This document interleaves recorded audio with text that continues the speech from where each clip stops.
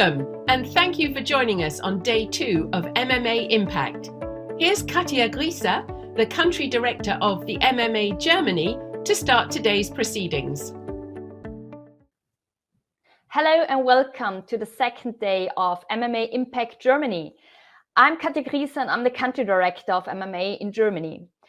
This conference is all about the future of marketing and how you as a leader or marketing organization can prepare for the future in a very uncertain environment. We had amazing talks yesterday. If you have missed them, we will provide them to you later on demand on our YouTube channel.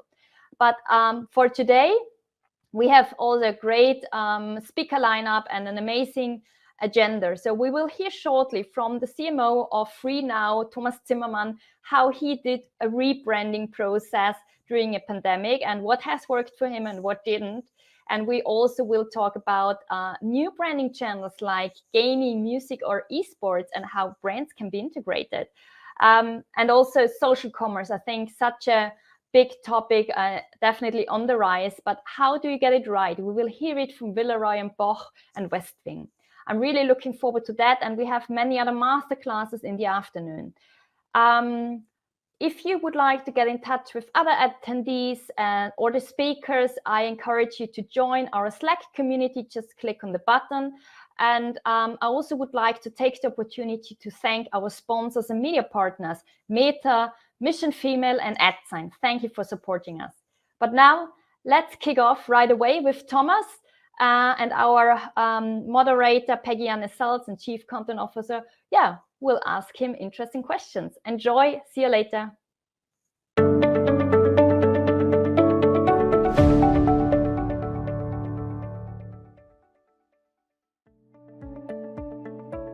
Streaming directly onto your screens now, let's hear firsthand about the marketing pathways FreeNow has followed in redefining mobility as a concept, with their Chief Marketing Officer, Thomas Zimmermann, in conversation with our moderator, Peggy Anne Seltz, MMA's Chief Content Officer.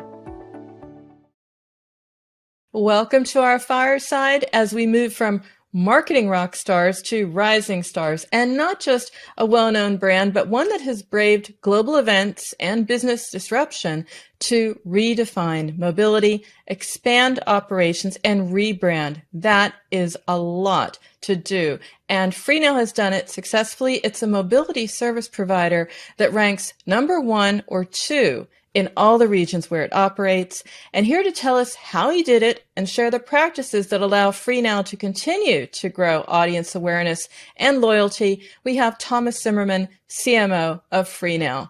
Thomas, great to have you. Hi, Peggy. Thanks for having me. That's a very brave year for you, actually, and quite an impressive record. I mean, have you even perhaps surprised yourself, grown beyond your stretch goals? Well, I mean, the pandemic definitely took a hit of us, especially in our industry. So from the goals that were set before the pandemic, definitely not, right? So, yeah. But I think in hindsight, we were able to manage our costs, somehow navigate through that. It's getting better, and I think it will. Yeah. We will see. We will continue to see that it is getting better, actually. Well, you as a marketer, you have an impressive track record as a CMO at FreeNow. Interestingly, very interestingly, you've also been CMO at Good Game Studios, and that's a games company. And we love games companies in the industry, right? Because they wrote the playbook on performance marketing, not so much brand, but definitely performance. So what skills and experiences have helped you take FreeNow to where it is today? There's more than performance marketing, because I think that holds true for Good Game Studios, but also other gaming companies I've talked to during that time.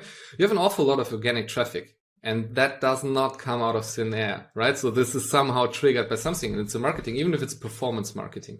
So rather sooner than later, you realize that actually they're not mutually exclusive, right? And that there is a combination, and actually they have the same goal. They have just different mechanics and operate on a different timeline, but in the end they play the same goals. So I think also even within gaming at a certain point, we also incorporated more like the brand side of things, even though performance marketing was dominant. As you ask about FreeNow, I would say for me personally, what I always wanted to do and continue to do is I want to be on a level where I can actually understand the functions that I'm leading and ask the right questions and challenge my team. But one of my primary tasks is actually to assemble a great team and give them the right freedom and framework to do so, right? So you need to have a strong team to do that, enable that team, and frankly, hire people that ideally are better in their function than you are yourself. Because I don't know, I don't need to be the best in every function I lead. I kind of need to be the best one in orchestrating that and giving them the right framework to operate. That's perfect, because it is about orchestration so much more perhaps now than before because of remote work and also the user journey. The journey has changed. This has been a roller coaster. And the reality in marketing is that, to make it even more challenging, you're a mobility company, right? Adapting to customer preferences when we aren't mobile. Walk me through what you have done to turn what could have been a potential problem, even a disaster, into an opportunity. 2022 is looking good. How's that possible? We basically focused on in-home advertising, right? So opposed to out of home, because we said, okay, look, there's certain factors, right? So if people are not outside moving, they don't see our advertisement, for example, out of home, right? So that's a given. The other part is, and that is for somebody who's close to performance marketing, maybe a bit counterintuitive. It's like actually performance marketing is transaction oriented. But if the transaction, the actual tour cannot really happen, it's not really smart to double down on that. So we shifted a bit more to branding and then looked at what channels do we already have or what channels can we actually add that people are consuming while they are basically sitting at home and not doing anything. I think another factor is that we looked a bit deeper into audio. So podcasts have played a big role, especially native advertising. So not having just a pre-roll that somebody talks in, but actually having the host doing the advertising, which from the post studies that we have done, I mean, obviously you can't properly track it like performance marketing, but from the post studies that we have done, has shown really good results. So close to zero skippable rates, really good ad recalls, not annoying, and so on. So audio definitely a thing. And then depending on countries, could be podcast, but could also be radio, which sounds actually really old school. But in some countries that also works, and people listen to radio at home. And then also just trying to use channels in a different way, right? We continue testing things. So, and then there are channels that actually surprise you where you might have a different gut feel. So on the one hand, you go for a channel, for example, Snapchat, right? So if you look at Snapchat's core audience, it's not necessarily overlapping per definition with ours on paper, but we tried it and it worked well. In the beginning, it was still a bit of performance, but it also looked good on the brand side.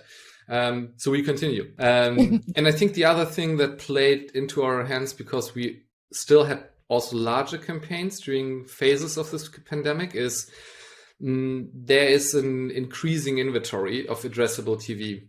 And if you look at a service like ours that operates in the big metropolitan areas, but not everywhere, like normal classical linear TV can be a bit tricky in terms of stray loss. Advertising to people who can't use your service is kind of, it's pointless. But given that the inventory is increasing there, this also has become quite an interesting channel for us, at least for the larger campaigns. It's about mission. It's about values. It's about having a statement, standing for something. Maybe because we are so digital now that we have to associate a brand with a concept, something we can embrace.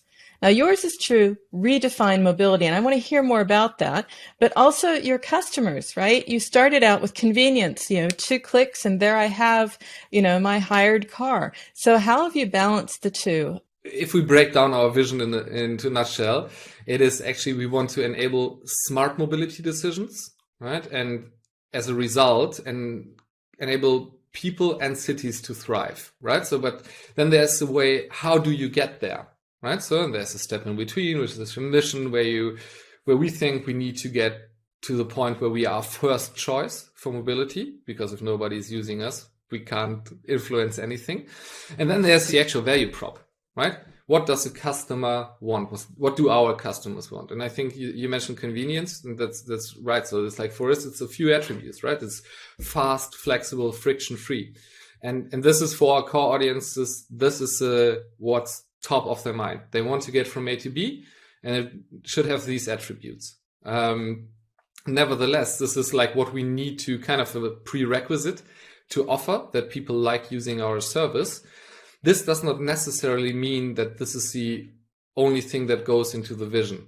If you take a really prominent example of sustainability, for example, right? We know it is not unimportant for our core audiences. It's actually becoming more and more important, also as part of the zeitgeist. But it is not the primary decision factor. Nevertheless, as we want like the urban life to get better, sustainability plays a part, and for us a company. So beside the fact that we actually announced several things like offsetting our own emissions by 2025, trying to get half of our rides to electrical, and by 2030 all of them, it is kind of, this is not our selling proposition to the customer, because this is not the major point. We are not an NGO. Nevertheless, we try to still incorporate that, right? So we try to motivate fleet owners due to specific programs to onboard more electrical vehicles.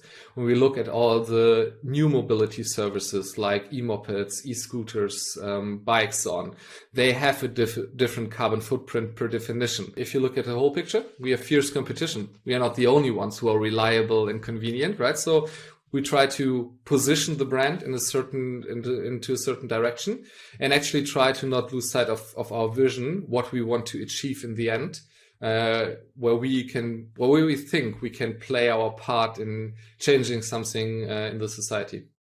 In addition to your vision, you have a very ambitious roadmap. I mean, we said at the top, you're a rising star, bolder than most if we look at the moves to make acquisition and rebranding in a pandemic, right? You acquired Captain. Tell me about that. Share with me the approach of how you did that without losing momentum in marketing across your other markets. I mean, it is quite a feat. To be 100% honest, this did not went smoothly, right? So because the pandemic definitely did not help. Like, migrating a company is a big task in itself. Everybody who has done it, there's so much across the whole company to do it. So tech teams are blocked. You need to have like everything in line. You need to harmonize so many processes. And then obviously the rebranding during the pandemic falls short of our expectations, 100%, because even though we try to last minute adapt things, changing media plans, trying to look into the situation, the results were not living up to our expectations. But we also couldn't stop it, right? If you set something like this in motion, which is a multi-month project, you can't just really postpone it, because there would be too much collateral damage on the other side. So while I think we were able to get a few things, but it's like your marketing effectiveness really suffers if most of the channels, or a lot of the channels, are actually not really usable or have lesser impact. But I think it's the same with all other things. You just need to accept reality, right? And also not, I don't know, get hung up on it too much, but rather look at what you have, work with it, learn from it, and see how you can actually optimize the situation, right? We're trying to not go just day by day, because that falls too short, especially when we're talking about stuff like brand positioning, midterm goals. It's also not just about marketing, right? So if we look at the success of a company, it's by now everything is so interwoven with product, what product needs to deliver to enable actually certain marketing promises and brand positioning, right? It is about like the totality of things, and you can't really plan then on a day-to-day basis. So we try to plan in a way where we can react flexible on challenging things, right? And but where we actually plan with the knowledge that we have today, what the best outcome would be, right? So not trying to neglect and thinking there will be no pandemic in 3 months' time, everything is going to be just as before. Definitely not. But also not saying, okay, it's unclear, maybe there's another lockdown, let's stop everything. Because if it's not, then you actually miss the big opportunity. So it is challenging, but yeah, we are trying to actually navigate through that with a mindful approach, that either the pandemic ends, or what is more likely, it's somehow adjusted to our life, and this is the new normal, and then we just need to learn to deal with it. We do look at metrics to tell if we're being successful, to tell if we're going to dial up a certain channel, dial down another. What are the metrics that you look at? From a more holistic view, I think the two metrics that are key for me personally is always our cost over revenue quota. So including all marketing and incentive costs and the revenue that we are making. And then also kind of the cohort development in terms of customer lifetime value, right? So these are for me like really high level, the two key metrics. If you go further down, it sometimes becomes tricky. Because especially, and this is not so much only to the pandemic, right? So yes, there's a struggle, we would say, more for data science in doing predictions and modeling, because the data is kind of skewed heavily. In terms of tracking, we are in a much worse position. And that is also the new reality, right? So even the digital channels are not as granularly trackable on a per user base. But this actually, for me, is also an opportunity to really, again, get to a more holistic concept, because there have always been channels you can track poorly, right? So a lot of advertising that is going on where you maybe have an idea or do a post-campaign analysis. So what we are looking in beside our own data is actually to build a bit more of a holistic model, not only in looking at the KPIs of a specific channel, but also looking at the cross effects of various positions. To give you a bit of an example, right? So like easy one, performance marketing works differently when you have a big brand campaign running on the site. You see higher trust, you see better conversion rates and so on. But this is not only just pure marketing. For us, there's a lot of other things that play a role, right? Pricing has an incredible impact on the performance. And if you don't incorporate what you're doing on the pricing or incentivization strategy and just look at the marketing data, you can come to horribly false conclusions of what is working, what is not working if you just exclude that. So therefore, we will not be able to have 100% granularity and tracking, but we are trying to incorporate more factors. And even if we get 10% better, I think this is already a big step forward and a big improvement. We talked about your role as a CMO, as an orchestrator. FreeNow is certainly firing on all cylinders and continues to do so. You have a lot of work ahead as well, because of course this all has to be under one brand, and the mission and the marketing all has to fit together. Takes a lot of effort, takes a lot of energy. How do you keep those energy levels high personally as a CMO? And coffee is one way. Coffee is definitely Thomas, one maybe way. There's another. No, I think to a certain extent what I already mentioned, it's I really like my job. I really like the people I work with on these topics, and I actually do believe in what we are trying to achieve. For me personally, it is, in the end, nothing beats success. So if I see progress, if I see results, if we see that we solved the problem, moving into the right direction, this is incredibly motivating for me. And I am in the lucky position as we have such a great team that this stuff is happening, right? So, and like small things, nothing beats the feeling if somebody comes up with an idea or a concept or results that you have not actually worked on yourself, but it just happened within your team, and you see stuff going into the right direction. That gives me incredible motivational boost. Yeah, success does inspire you to go onwards, upwards, and achieve more success. Speaking of success, leave me please with one tip for our audience, how to keep that momentum going in 2022. It's a hard one to go to one tip, but let's try. Most important thing is to have that holistic view.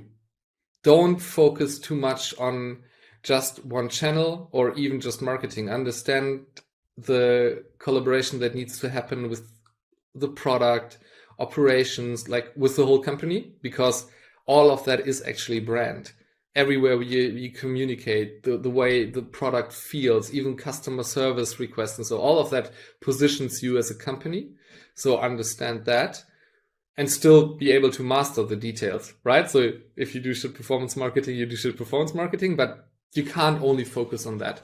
And I think that goes hand in hand with be open to try new things, rethink old concepts, retry things, and don't take, especially now with the developments of the last 2 years, take anything as a given.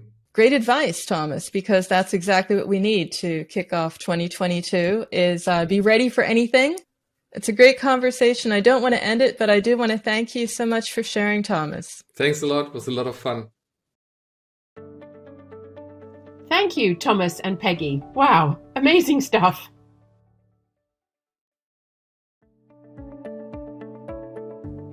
Ever wanted to know how to engage with games, music, or even esports as a brand?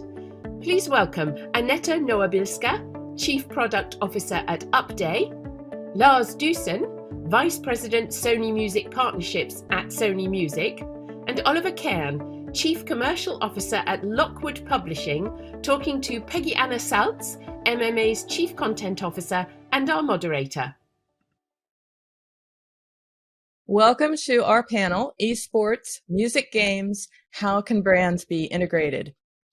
Well, we know that effective advertising follows the audiences and the eyeballs. And today, a main attraction is esports and games.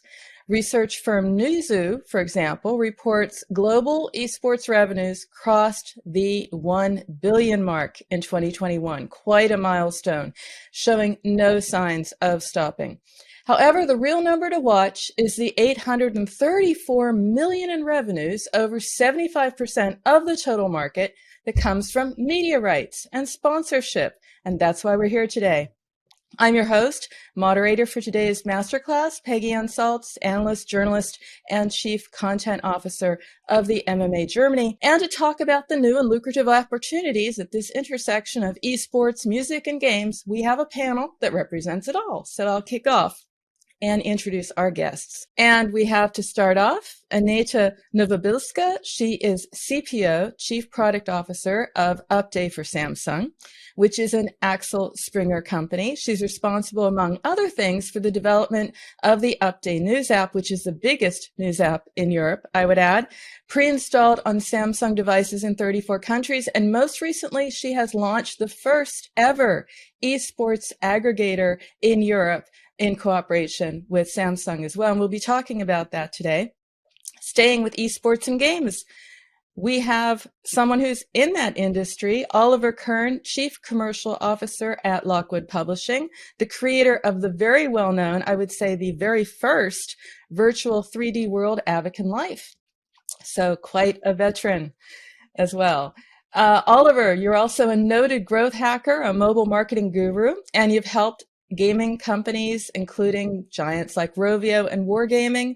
In addition to that, a board member and a board advisor for a number of mobile games companies. So welcome also to our panel.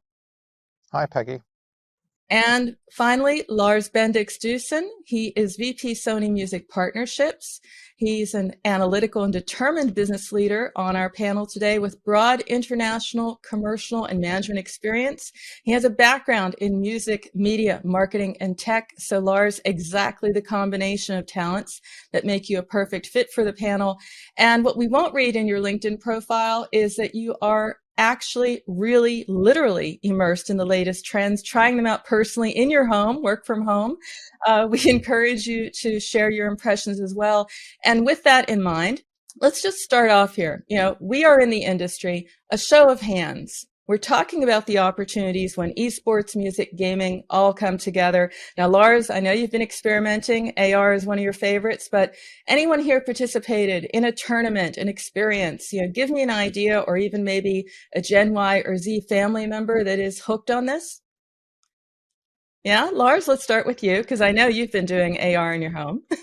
Yeah, like all the time. I mean, you might see it in the background. I got a gaming wheel and I got two sons here, one 10-year-old, one 11, just turned 11 and 13. And we battle ourselves in Gran Turismo like every night. And we drive Hockenheimring and like all the American tracks and do that with virtual reality PlayStation gear. It's absolutely fun. What a great experience it is. There you go. It is an experience. That's why it is attracting the audiences. Anita, what about you? Well, I'm still getting definitely into the world of gaming and metaverse, but the highlight of this week is actually a colleague telling me, like, look, Aneta, you have to have a look on that. And the metaverse world called Decentraland, they saw a DJ gig. Like, so actually live, played music surrounded by art and like, him saying like, you have to join the next gig, the next concert. So like, well, okay, the worlds are moving, right? Completely into digital. So that's my next thing, definitely. Well, I mean, no matter what is going on, how you experience it, I read this great quote, this is where life is happening. I think that says a lot. Now, Oliver, you're a veteran, as I said, and in your games, the 3D universe that you have, people can experience life and Avakin Life, which launched in 2013. You got it off the ground before the trend we're talking about was anywhere on the horizon. How have you been able to involve brands in these activations? Yeah, I think initially, as you said, we've been around for a long time. Started quite small on mobile. I think it was one of the first kind of virtual worlds really on mobile. There have been virtual worlds on PC and in the browser for even longer time. Everybody now has their mobile phones. So that's where the magic is really happening. So I do think that these kind of big social experiences should preferably happen on a mobile phone. And for brands, as you said in the intro, they follow where the eyeballs are. A few years ago, they were still very skeptical about all of this and did some light integrations. And we've had like some brands involved in the app itself, like fashion brands. But I think over the last year, 2 years, also with COVID, bringing every normal life to like a complete standstill, life in a virtual world became a thing and people spent more and more time there. Our users spent on average more than an hour inside that virtual world every day. You have to go there as a brand and be present. And that's why all these brands are kind of, doing activations and thinking about how they can be involved in gaming. Also, the young audience is not really as reachable anymore through kind of traditional media channels. And I would even call like Facebook traditional in that context. And this is exactly what you're doing also, Aneta. You sense an opportunity. You're reporting on this because this is not just a place or an experience. There's news there, and that's Jackson. Tell us about Jackson. That's a very different way of looking at this intersection of gaming and fun and brand. Yeah, so we do not make games. Our DNA is journalism, and this is what we do. So we basically write about games and we aggregate content related to esports. And Jackson is a brand that is impersonating like your esports buddy, like a cool guy who knows everything about your favorite games, who is first one to comment on everything and make it in a funny way. And we basically right now started the first phase of this product going into the market with covering 5 games, learning that basically Gen Z usually plays like 1.5 games on average. So probably they will be able to pick one that is, the most relevant for them. And we basically report on that. And we launched an app together with Samsung and also like a couple of social media channels. It has been actually a fantastic phase, like 6 months right now on the market, and the learnings that we had about actually, so, okay, what do these like guide, how to enter the market, how to present the brand. And Fun. First thing is that they want to have fun. So something that we did is creating Jackson as a virtual influencer, and we realized how receptive people are. For example, when we went once to Milan Gaming Week, and we created the suit for Jackson. So that was really like, Jackson in person going to the fair, and guys really loved it. Like, everyone wanted to have a picture with this person, with this cool astronaut, and that's really fun and like really important finding. So they want to have fun, and they want this, brand to go into their world, to be part of them. They also, we got a lot of feedback that they want Jackson to be challenged by them. So like, okay, so play with me, challenge me, in this specific esports game. So that's definitely a learning if it comes to, further development of the brand and further development of the product, that, it needs to be all about fun, and it needs to be really part of their world. It needs to be adjusted. So not like a typical, news media that we would be maybe launching in a different world. Something that we also learned that they want the omnipresence of this content. So it's not only about app, it's not only about web or whatever, or social media, that they want it everywhere. Gen Z is like very well connected, and they want this, product or brand to accompany them everywhere. So that's also, again, a learning for us, where to enter and how to develop this product further. And maybe very, very last thing that will be determining the development of Jackson in the future is the need for interaction. One thing is about producing news and delivering that, but Gen Z wants to speak with you. They want to co-create. They want to, be part of it. They want to interact with this news. And that's also like probably the biggest learning for us. So it's not only about us delivering something. It's about us doing it together with that community. And that's what the next stage of Jackson will be about. That is very interesting, because you've created, in a sense, almost a rock star by default. And Lars, this is what you do. This is how you have a relationship with games and music. Is, it's a benefit to your artist. Tell me a little bit about the business benefit to you and your artist across that funnel. How did Sony Music approach this opportunity? 100%. Definitely very interesting landscape to be active in for multiple reasons.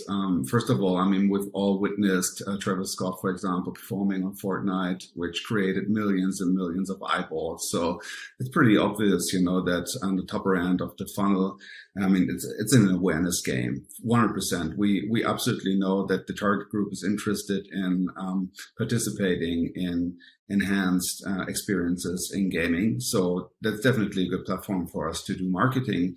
But then again, there's so much to learn also from how this whole gaming development is happening. And this is why we, for example, use the Unreal Engine to create virtual worlds as well. For example, we Sony Immersive Studios in LA recreated the Sony Hall in New York based on Unreal Engine, and had Madison Beer as first artist performing in that virtual concert hall. Naturally, this involves into a business model where we will sell tickets to virtual experiences. So there's so many multiple aspects in that. There's so much to learn. And like Anita just said, so much opportunity to engage with the target group that we're closely observing all the time the trends and experiences that are being created. I'd like to stay with you for just a moment, Lars, because you're bringing this together. You are truly an orchestrator. Music is a must in this experience. But where do marketers, brand marketers, need to do their homework to become involved? I think, like always, in sponsorships and where brands enter an entertainment field, we just have to be very sensitive about what role and responsibilities the brand partners can take, and what native roles they can take. There's definitely a change in behavior when it comes to younger target groups, and they're not accepting like this advertising that we grew up with, this push communication, and then even the lowest level, the price communication, with a call to action, buy this now. This is just what we don't want to hear anymore, and especially not the younger target group. On the other hand side, when a brand takes a native role and presents something, You know, like, for example, I mean, that example of DHL, the parcel delivery service from Germany, you know, like actually acting globally in League of Legends, has taken a role where the audience even applauds, you know, when DHL is being mentioned now. And I think there's so many opportunities for brands to play a native role and to deliver, you know, like an incremental value to the target group. And I think that's definitely key. And this is where we all have to do our homework to understand the target group. So drive the communication, understand what they want, and deliver what they want at the end of the day. That's going to be our role. Oliver, you've done this many times, many activations. Where do brands struggle most here? Because there's a lot of hype and there are a lot of challenges. I think I think Lars and Anita both touched on that already. I think the key is that for a lot of brands, because it's kind of this unknown, they just, you know, you have sometimes marketing managers or marketing teams that really just want to tick a box and don't really kind of want to invest enough time and effort and thinking into this topic. And then there are kind of the front runners who basically really understand, like, okay, this is where my audience is, this is where my future audience is, and that's why I need to kind of invest time and thinking to kind of provide something. I think the key there is to not just slap something in your face, like the old school advertising. It really needs to be like an integrated experience, something where a brand, you know, becomes meaningful, provides some value for users, players, these kind of things. It just really needs that. Otherwise it just feels artificial, and then people don't buy it, so to say, buy it in terms of it being authentic or something. So we've done quite a few integrations, even with Sony. We've done a few things. We've done a Ministry of Sound concert, well, actually two, in the end of last year, because it was 30 years of Ministry of Sound. So a good reason to kind of celebrate. And you know, then the beauty of like virtual worlds and kind of game like 3D experiences, they all allow you to basically also create like an experience and not just a billboard, not just an ad or a video or these kind of things.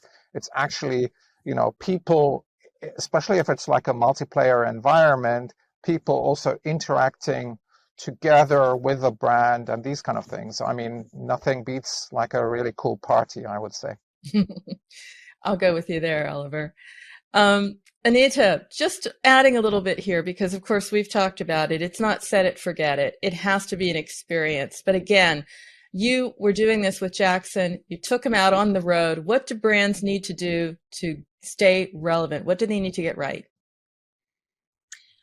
I can only underline what Oliver and Lars already said. So like really thinking how to embrace this word, not, you know, doing typical marketing or advertising activations, but doing something that is adjusted. So when we speak about concerts in metaverse or in 3D world, that's already going definitely in an amazing direction. And I can maybe just give two examples. So indeed, the way we approached this idea of, you know, embracing gaming was indeed this concept of Jackson as a virtual influencer. We observed these trends already in Asia very much, and they are very successful in terms of e-commerce, for example.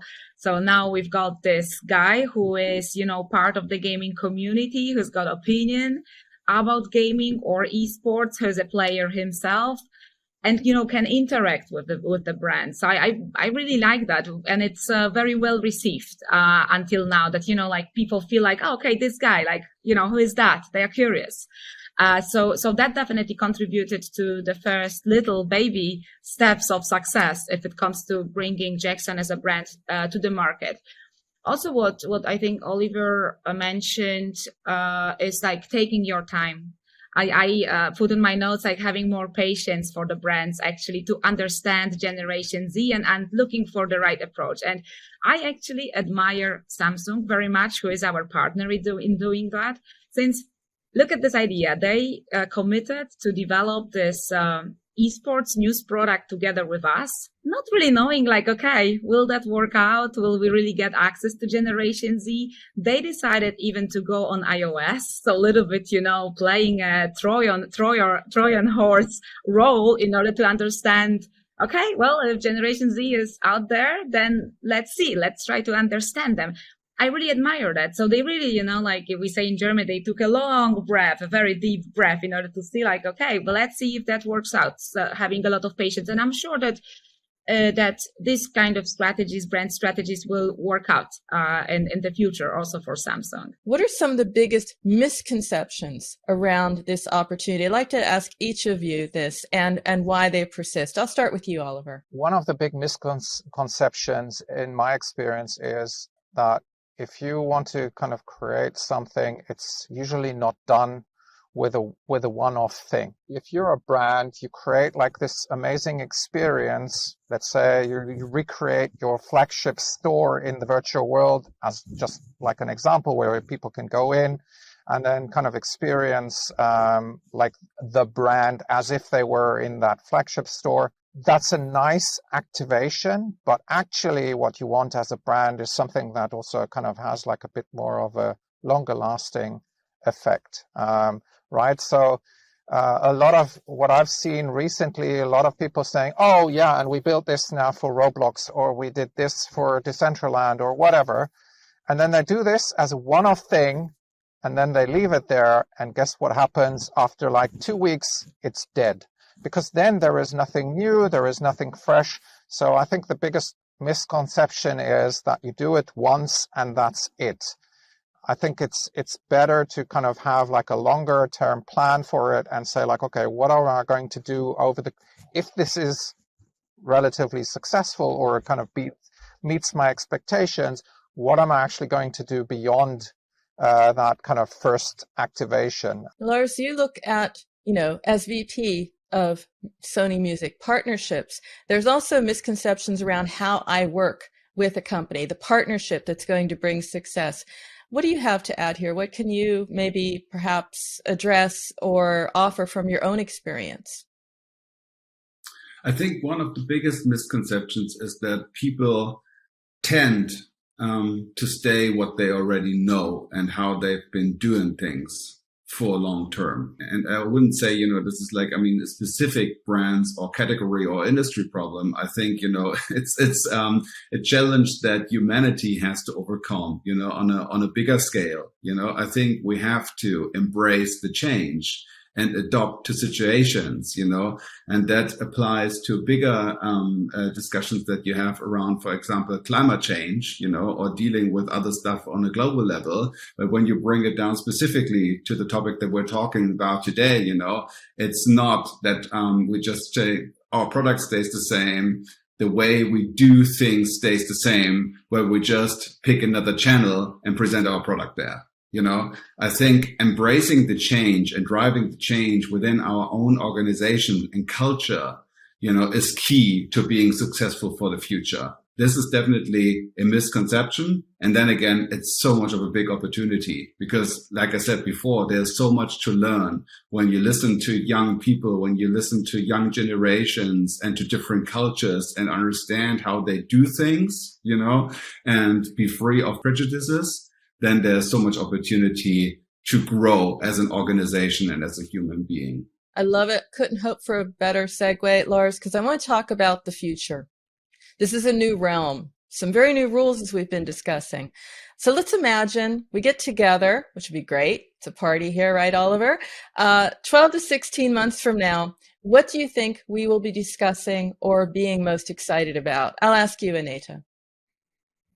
We'll be speaking about metaverse, right? It will not be gaming anymore. It will be called metaverse.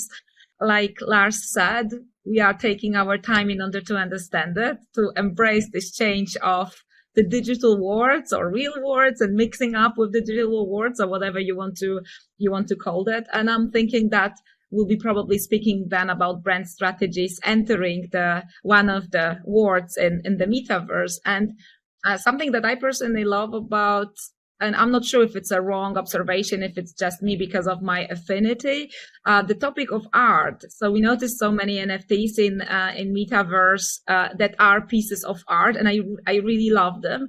I'm thinking if the topic of art will be more relevant to brands because of the Metaverse, and there will be, building some exciting marketing strategies around that. So I'm thinking that could be the topic for our chat in 12 months, for the party in 12 months.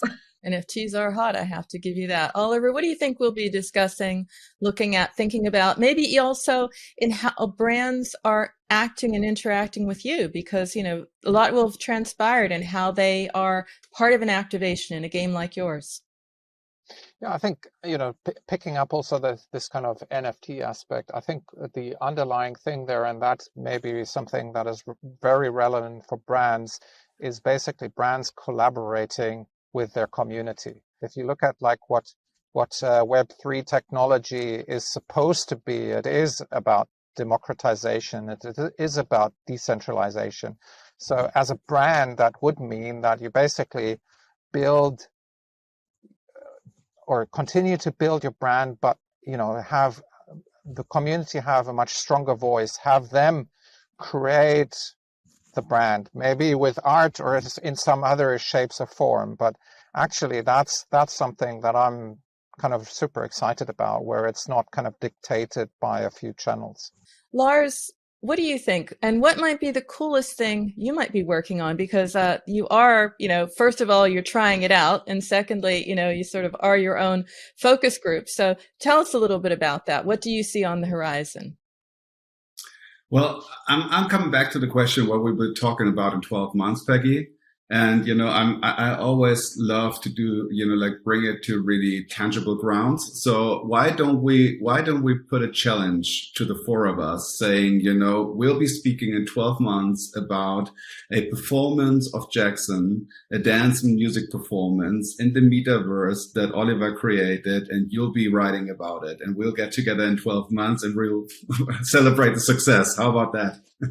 It sounds like something could really happen. I mean, Jackson has to dance, right?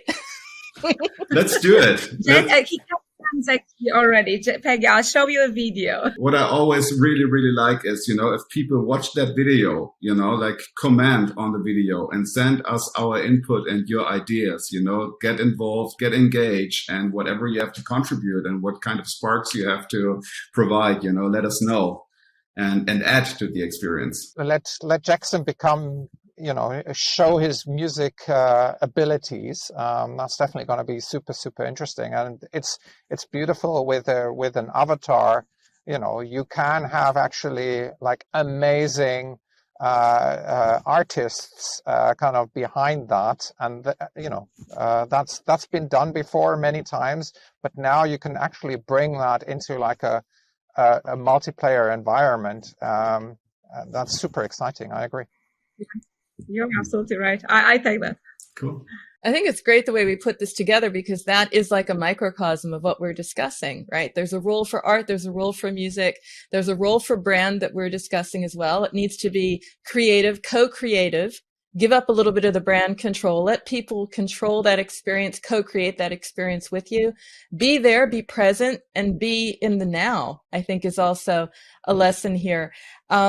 Just want to thank you so much for sharing this and for your challenge as well, Lars. It brings it all together. Oliver, for your expertise in your area and gaming, and looking forward to some activations from you. Aneta, we'll be looking forward to Jackson. And you, Lars, the soundtrack for Jackson. And you, of course, all of you for tuning in. I just want to thank our panel. Thank you so much. Thank you. Thank you, Peggy. Thanks, Peggy. Many thanks for that, Aneta, Lars, Oliver, and Peggy. It was great, so relevant, insightful, and actionable. Let's dig into how marketers get social commerce right and maybe need to think differently. For this session, please welcome Nicole Bard, Head of Corporate Online, Villeroy & Boch, Tobias Seitz, Chief Marketing Officer at Westwing, Uwe Roschmann, Managing Director of Digitas Pixel Park, Andreas Rau, Head of Media Agencies at Meta, and our moderator, Peggy Anna Saltz. Social commerce is on the rise, in part accelerated by the pandemic, but also fueled by the desire for real experiences, genuine connection, and unfiltered or less scripted sales campaigns. So how should brands step up to harness this opportunity? What are the metrics to aim for and the approaches that really resonate with consumers? Well, these are probing questions that we address, of course, in this masterclass with best-in-class brands and experts.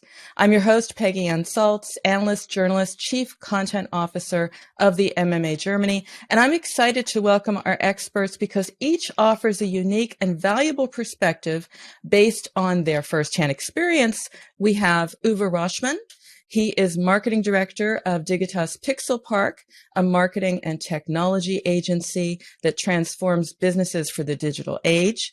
He's responsible there for social commerce and instrumental in driving client awareness of this opportunity. So a perfect fit for our panel today. He has a long track record at top agencies, including Publicis and Zenith. Welcome, Uwe. Thank you for having me. Hi, welcome. And we have Nicole Bard, head of corporate online marketing at Villeroy & Boch. Villeroy & Boch, of course, is a major manufacturer of ceramics. Consumers can experience and purchase, importantly, the products in-store and online. And of course, before Villeroy & Boch, Nicole held digital marketing positions at other iconic brands, including L'Oreal, Porsche, and she also has a vast knowledge about what we love and admire in brands, and that's what she's here to share. Welcome, Nicole.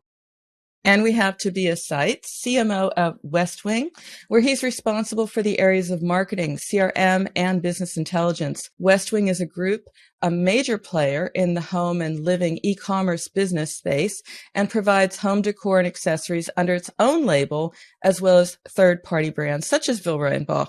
So he will be drawing from these insights to provide us practical advice. Welcome, Tobias. Hi, welcome. Thank you for having me. And lastly, we have Andreas Rau, Andy, head of media agencies DACH at Facebook, which is known now, of course, as Meta, a social technology company dedicated to helping people connect, find communities, and grow businesses. It's immersive, it's exciting, and Andy will tell us how brands and marketers can drive results in this new dimension. And in addition to his position at Meta, Andreas is also a member of the executive board of the MMA Germany. Welcome, Andy. Hi, welcome everyone. Great to be here. Shopping, of course, has been social in many ways at some level, but this is different. It's a different marketing opportunity. Now, Uwe, you have looked at this opportunity, and more importantly, you have defined what this is. You've developed a full stack definition of social commerce. I'd like you to share that and what you tell brands when you're talking to them about this opportunity. There was lots of discussion happening in social commerce, but the interesting thing was whenever you spoke with someone, he or she would have had a different definition, a different background, different understanding of social commerce. For two reasons, of course. One is because a very new discipline out there, and the other is it's a very wide discipline. One aspect of social commerce being the opportunity to sell and buy products or services on or via a social media platform, which definitely is part of social commerce. But if we at least think of all the definitions that are out there, you can talk about discovery commerce, conversational commerce, community commerce, and this alone shows how many aspects there are in social commerce if you look at it holistically. And that is what we did, and that is what we brought together in this definition. If we start with the community aspects, what is very interesting is that social commerce to some extent gives you as an advertiser the opportunity to literally scale word of mouth, to have the opportunity to have someone talking about you as a brand in a way you want to present yourself as a brand, but not having to talk about you yourself, which obviously makes it stronger. We see this in every touch point analysis that we're doing. The strongest buying intention always comes from recommendation by friends or experts. And social commerce or social media platforms used in a commerce sense are a perfect way to trigger and to target and to spread these recommendations. Even if you're not planning to sell products or services on social commerce, you still should use social commerce as a marketing instrument within your marketing mix. And you talked about one other element of this, and we're going to get to that, Andy, because that's what you're focused on at Meta, which is discovery commerce. I'd like to understand, first of all, what it is and how you're building these journeys to make commerce more personal and more discoverable, I guess would be the word, for the brands and companies you're working with. Yeah, sure. Research suggests that we will live in a 50-50 world soon. What does it mean? It means 50% of the purchases will be done offline in stores as we are used to, but the other half is going to be on online channels. Stores have been the major source of discovery. They curate products, they display them to the consumers, and consumers will discover them and buy them. But with less time and less frequency in these stores, brands need to find a different way to reach new clients, to grow. This is one aspect. The other is also that we see from research that people buying online are much more impulsive than offline. They are also more in an always on shopping mode. So they don't even plan to go shopping, but they tend to get in there, although they plan to do something very different.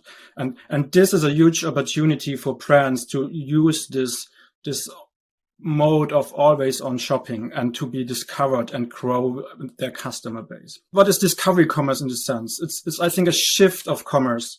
Online commerce used to be, e-commerce used to be people searching for products they want to buy. But discovery commerce is more the other way around. We need products to let products find people, to let products find their customers. This is a way of engineered serendipity in a way. So we need to try to predict what is the product a certain customer might want to buy. And this is a new approach we have here. Now going more into the concrete, what I think we need to do to have this engineered serendipity. And that's I think the core of the definition Uwe presented. It's like personalization to leverage the power of machine learning with the right media and signal setup. Then the second part is inspiration. So with strong creative and consumer experiences that are adapted to the channels they are in. And in the end, this fuels interaction during the buying process or after the buying process. What are the steps to building and inspiring that following? I think first you have to understand there are two parts where you do that with content. You have to do this on your own platforms, which is your own website or your apps. And then on the other side, you have other platforms which then give you the opportunity to reach even more people. For us, it's important to have our existing member base that's on our website that we are building for years. And then we are trying in the first step to convince people from our brand and of our brand. And that's where we do this mostly on a platform like Instagram. But to start that, I think you need to find the right platform first for yourself. Not every platform will work for every brand in the same way. Being a shoppable magazine, trying to inspire people every day with our ever-starting campaigns and with our own Westwing Collection brand, for us, Instagram is the right platform because people go there for inspiration. Social commerce is, I think, but maybe Andreas, you can jump in there, is not their first reason why they go to the app. The first reason is really to see great content from other people, which is the community building that you have been talking about before. Once you have done that, I think you also need to identify the target group because luckily Instagram for us is offering a huge audience, but we cannot address all of them. So we need to find the right audience for us. And that's where we also try to master the content around this. In the end, it's a big trial and error. It's not something where you will know with investment in video one that you do for any of the social platforms. This is how it works. You need to be in there for the long run. It's rather a marathon than a sprint to master the content there. Now, Nicole, you're in an interesting position because we're talking about how Westwing builds a community. In a way, you're benefiting and working with that community because you have a partnership with Westwing, among others, but you're also a brand that we love, that we have a feeling about. So in a way, you're sort of experimenting at two levels. Could you share a little bit about that? Because there are many brands that are iconic that want to have their presence, but also their partnerships. Yeah, I guess it's a little bit like Tobias said, it's all about the right mix. So we have our own website, our own e-shops and all the presences and our own content there. And then we are also using social media and social commerce technology to to build up on that and to enlarge our reach. And especially in times like these, for brands like us, that's very important because people stay a lot of time at home and in the home office. So we are testing a lot. It's also a lot about Instagram and finding the right content there, being native to the platform, being also using the possibilities like Reels, like different content formats. But then also we are testing TikTok for a brand like Villeroy & Boch in order to reach a younger target group, in order to also understand the mechanisms of those platforms. And then also we are trying to seize opportunities with partners like Westwing. They have, as you just heard, a great community. They have a very, very premium way of doing content. And we as a partner can also benefit together from that. So for us, it's a great opportunity to reach a target group that might not be having Villeroy & Boch in mind in the first place. A brand like ours, we have a very high aided and unaided brand awareness, especially in Germany. But when it comes to a younger target group, it gets harder because a lot of people don't know us, especially in the Gen Z and the Gen Y. So we think TikTok might be a great opportunity to connect with those people. And then, of course, the platform offers you possibilities also as Meta and Facebook and Instagram do to dig deeper into the funnel and also try to convert people to your eShop, to your website. You want to forge ties with brands like Villeroy & Boch, but you also want to have your customer journey as well. What does this look like when you're trying to run sort of your brand, other brands, partnership, building community? Share a little bit about that. Before answering that question, I wanted to get back to what Nicole just said. You really should follow and look at Villeroy & Boch, what they're doing there, because we are working with so many different brands and so many different partners. When you look what they do as a very well established brand over decades now, them going into TikTok and really trying to do that and experiencing that and playing around with that, I think that's the first and the biggest step. And I don't see this with many other brands in the home and living atmosphere so far. So that is, I think, exactly the approach I was trying to explain before. You need to try and you need to open yourself up. And you need to do mistakes, and you will then see what we always call these viral videos. They will come over time. It is something that we have experienced. You know, it took us for Instagram Reels to have like really a success where we now have something like weekly, I think 50 to 70 million views on Reels. This took us 2 or 3 years of not having a success, you know, like not going viral with it. But now it seems like we find what content works. Villeroy & Boch is a good example where Facebook and Instagram help us also there, that they try to provide us with what can work. And you just need to listen and to read it correctly, that you understand what it means in the end. But coming back to your initial question with that, I think the cool thing for us to work with brands like Villeroy & Boch is that they have a history, you know, like they're a brand that they are around for a long time, and this helps us to tell stories. And that's the coolest thing what you can do on social media, that you can tell stories and that you have content for that. We have to do this by our business model daily. With ever starting campaigns every day, you have to tell a story. And that's where we hopefully are successful in helping brands like Villeroy & Boch. It's not always so easy because we also have brands, you know, like big brands that have their standards, how they want to present it with marketing. It has to be like that. It can only be 16:9, even if that's not the right format, but that's what they set as their CI. And that sometimes, you know, like in the end, yes, they come to us, but we try to be very clear. If you want it to work, try to listen to us, and you will see hopefully a success out of that. And I think in the end, that's also what Andreas and Instagram, Facebook have to tell their partners all the time. Hey, you have to trust us. It's a different setup, and make sure that this is something you adapt. I think also, Uwe, when you look at how you do that for your customers, this is something you probably constantly tell them too. Indeed. Great segue, because that is exactly what I want to ask you, Uwe. You know, what makes for good content? It needs to be compelling. It also has to convert at some level, not immediately in that moment, but later on, you do want to drive sales. Any way of communication that we're doing has to tell some kind of story.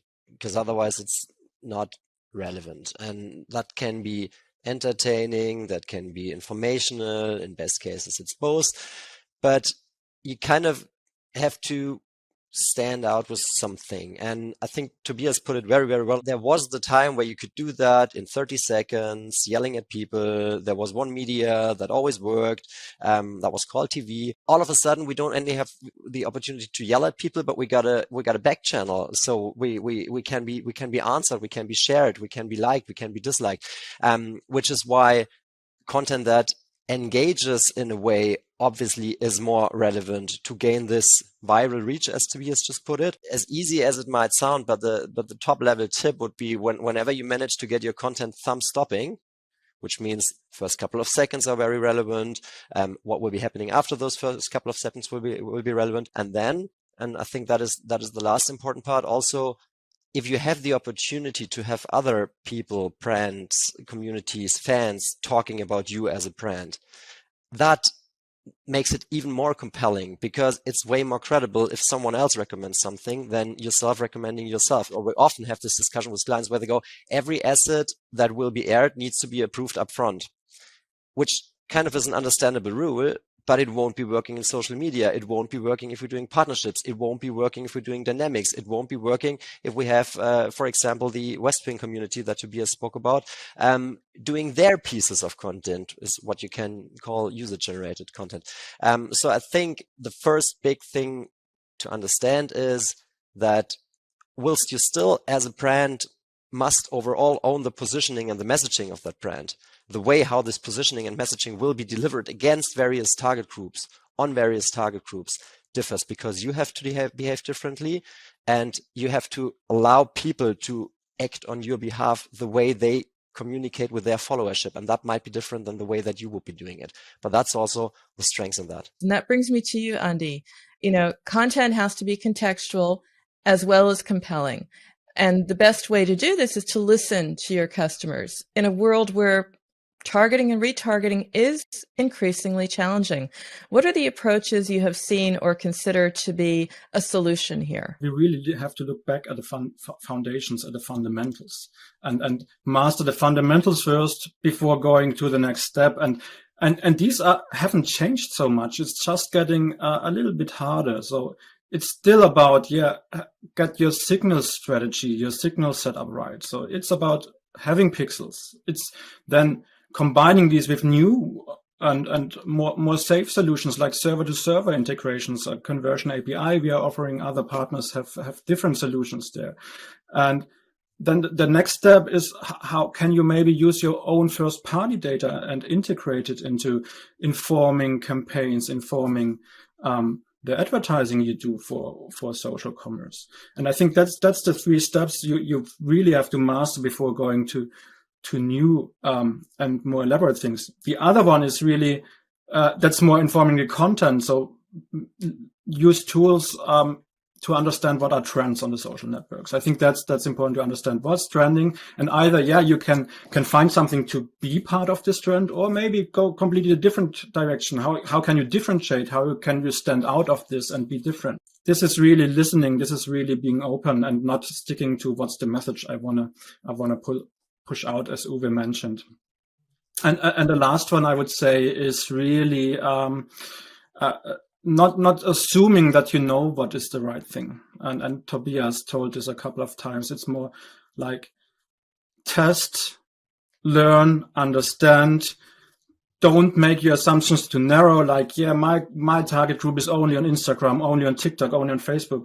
Usually these people are on many platforms, so reach them where they are. And then you can look at the cool stuff, like how can I implement AR? How can I implement discovery on messaging services? How can I build a closer relationship in one-to-one communication and stuff like that? I think that's the phase 2 after you've managed all your fundamentals. That's really good advice, and it brings us back to the basics.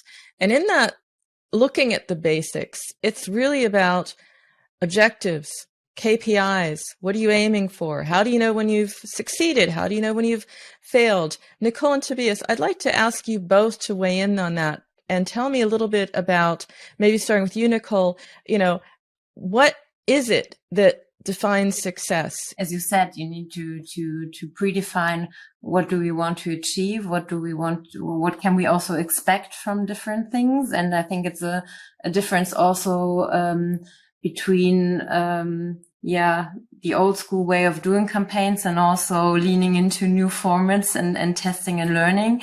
And I think the good thing in digital marketing is that you can watch your KPIs carefully and that you can adjust, and you need also to be willing to adjust also during campaigns and to see what's working for your brand, what's not working, what's working in which channel, and don't stick to your tunnel and don't look right or left. So I think that's very important, but you have to measure what's been measurable, and then you have to be willing also to adjust and to allocate your budgets and scale where it works, and maybe say goodbye to things that are not working.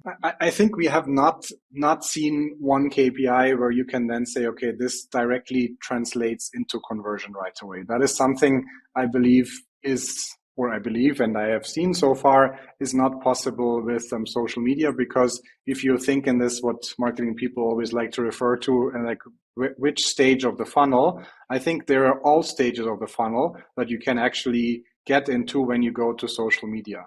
You just never know as the company where, at what stage of the funnel the person is. So you need to find out that you address your campaigns according to that. If you want to sell products, there are certainly ways that you can do this via social media. You just need to understand how you sell that to your community, and you can actually track the real GMV out of this. And that's where we have campaigns where we do that. I think what's easier for us is this whole definition of traditional marketing campaigns for us comes in natural because we have daily starting campaigns. But I would also go away from creating a campaign for a brand for social media. You need to do it differently. The KPIs we are looking at is really the input KPIs, we call them. What do you get into the platform in terms of how many videos do you actually produce? And that's how we steer the team. You need to be sure what's the output of that team. You need to understand how many videos can they do over time. Also, you need to understand how does this relate into measurable KPIs then? What's the engagement you get with that? And it's not just like an engagement rate, but it's especially with Instagram, how many DMs do you get? How many comments do you receive? How many saves do you have of your content? That's much more informational for us to understand if content works or if it doesn't. I want to switch it up a little bit. This is a masterclass. You are experts. So I just want to do sort of quick fire, rapid fire, question answer. The first thing that comes to mind, because these are questions about your learnings and about how to scale. So this is the practical side of this. I'll start off with you, Andy. Social commerce is in its very early stages in Germany, but we've seen an explosion elsewhere, so we know what is coming. Where do you see marketers struggle the most, and what is your advice to beat this challenge? We still have this aspiration that we had 10 years ago for digital. We can measure each touch point of each client and then get exactly the right message to exactly the right time. And we as humans steer this. And I think that doesn't work. That doesn't work for many reasons. First is regulation and privacy. So you can't just track a user across everything. So that doesn't work. Second is there's so many variables you have to look at. We as humans can't do that. So we have to trust machine learning and things that they have this right thing. But we have to prepare everything for this. So we have to be excellent in each channel. Doesn't matter if that's Instagram, Facebook, TikTok, any other digital channel. So you have to build excellence in each of those channels and understand those channels. And the second is let the systems work. So give them liquidity in terms of where they reach the users, in terms of which is the asset that can be used.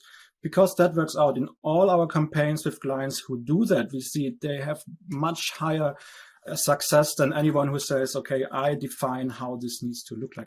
Get away from our German way to just start doing something when we have a tested, super sophisticated end-to-end solution.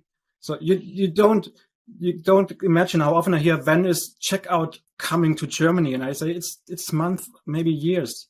But that doesn't matter because you have to start now trying and testing and understanding fundamentals to be ready for these things, for checkout, for live shopping, for all those tools that will come.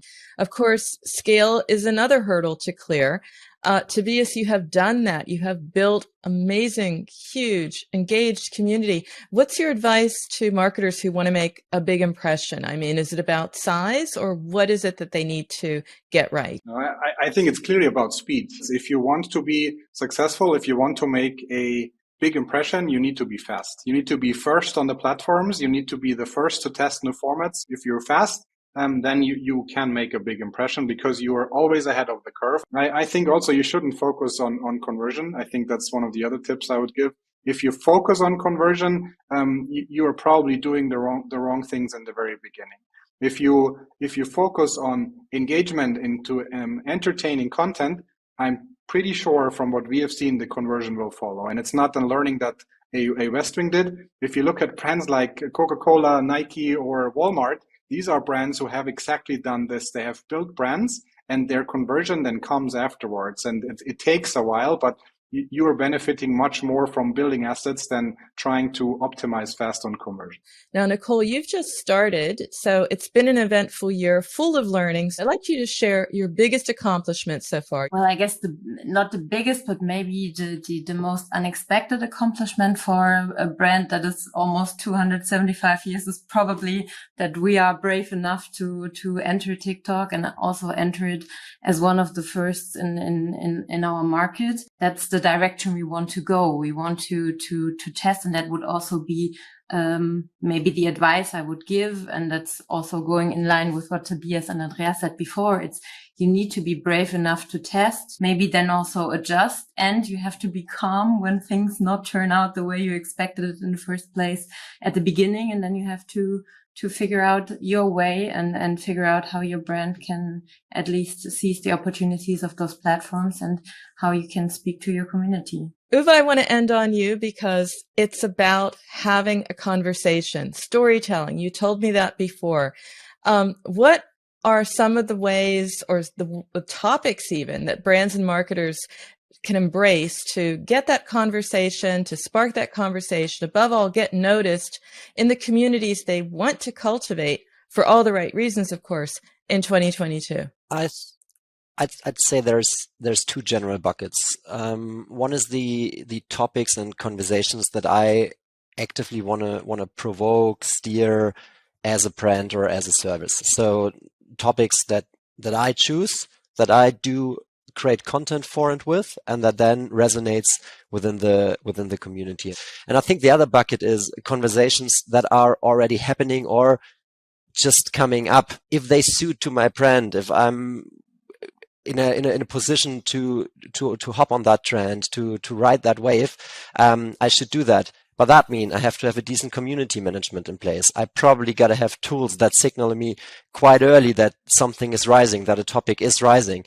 And then I have to have very fast decision on, as a company, do I want to ride this wave or don't I want to, because it doesn't fit my overall brand message and brand story. A brand still owns the brand story and must still own the brand story. And the other trends is movements, things like sustainability, etc., whole different approach, because whatever I do needs to be longer lasting, needs to be way more credible, maybe a bit less entertaining as in funny thumb stopping, but more informative entertaining as in thumb stopping for reading, for digging deeper. And that also means more content in this direction throughout a longer time, because credibility that I have to earn as a brand. So yeah, I would say these three buckets, topics I want to share, viral trends that I want to hop on or not. If so, I got to be fast and creative, and longer lasting terms that are a strategic decision to take as a brand or to not take as a brand. So a lot of this around listening, around the right tools, the right mindset, as we heard, to be brave, to be bold, to be loud. All of the directions that brands and marketers should move in 2022. I want to thank you for sharing your advice, your guidance, and your experience. It's been a wonderful panel. Thank you for sharing your thoughts. Thank you. You're welcome. Thank you. Many thanks to our panel, Nicole, Tobias, Uwe, and Andreas, and to our moderator, Peggy, for such a super interesting discussion. We're going to take a very short break now, and we'll see you back in 5 minutes for more useful, insightful, and thought-provoking sessions.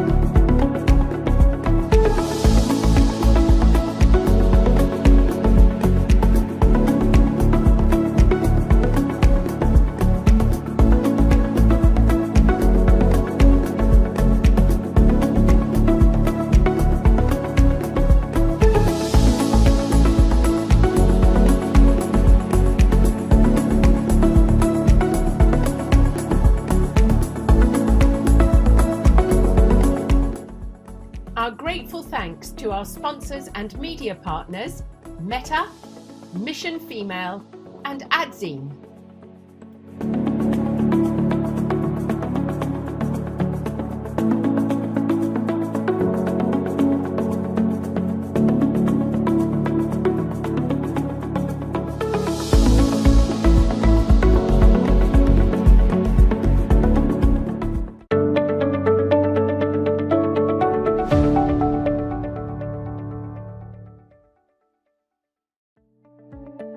Please welcome onto your screen Marilena Pellegrini, Chief Revenue Officer B&Q, who shares her expertise on how to use location-based predictive algorithms for your media mix strategy.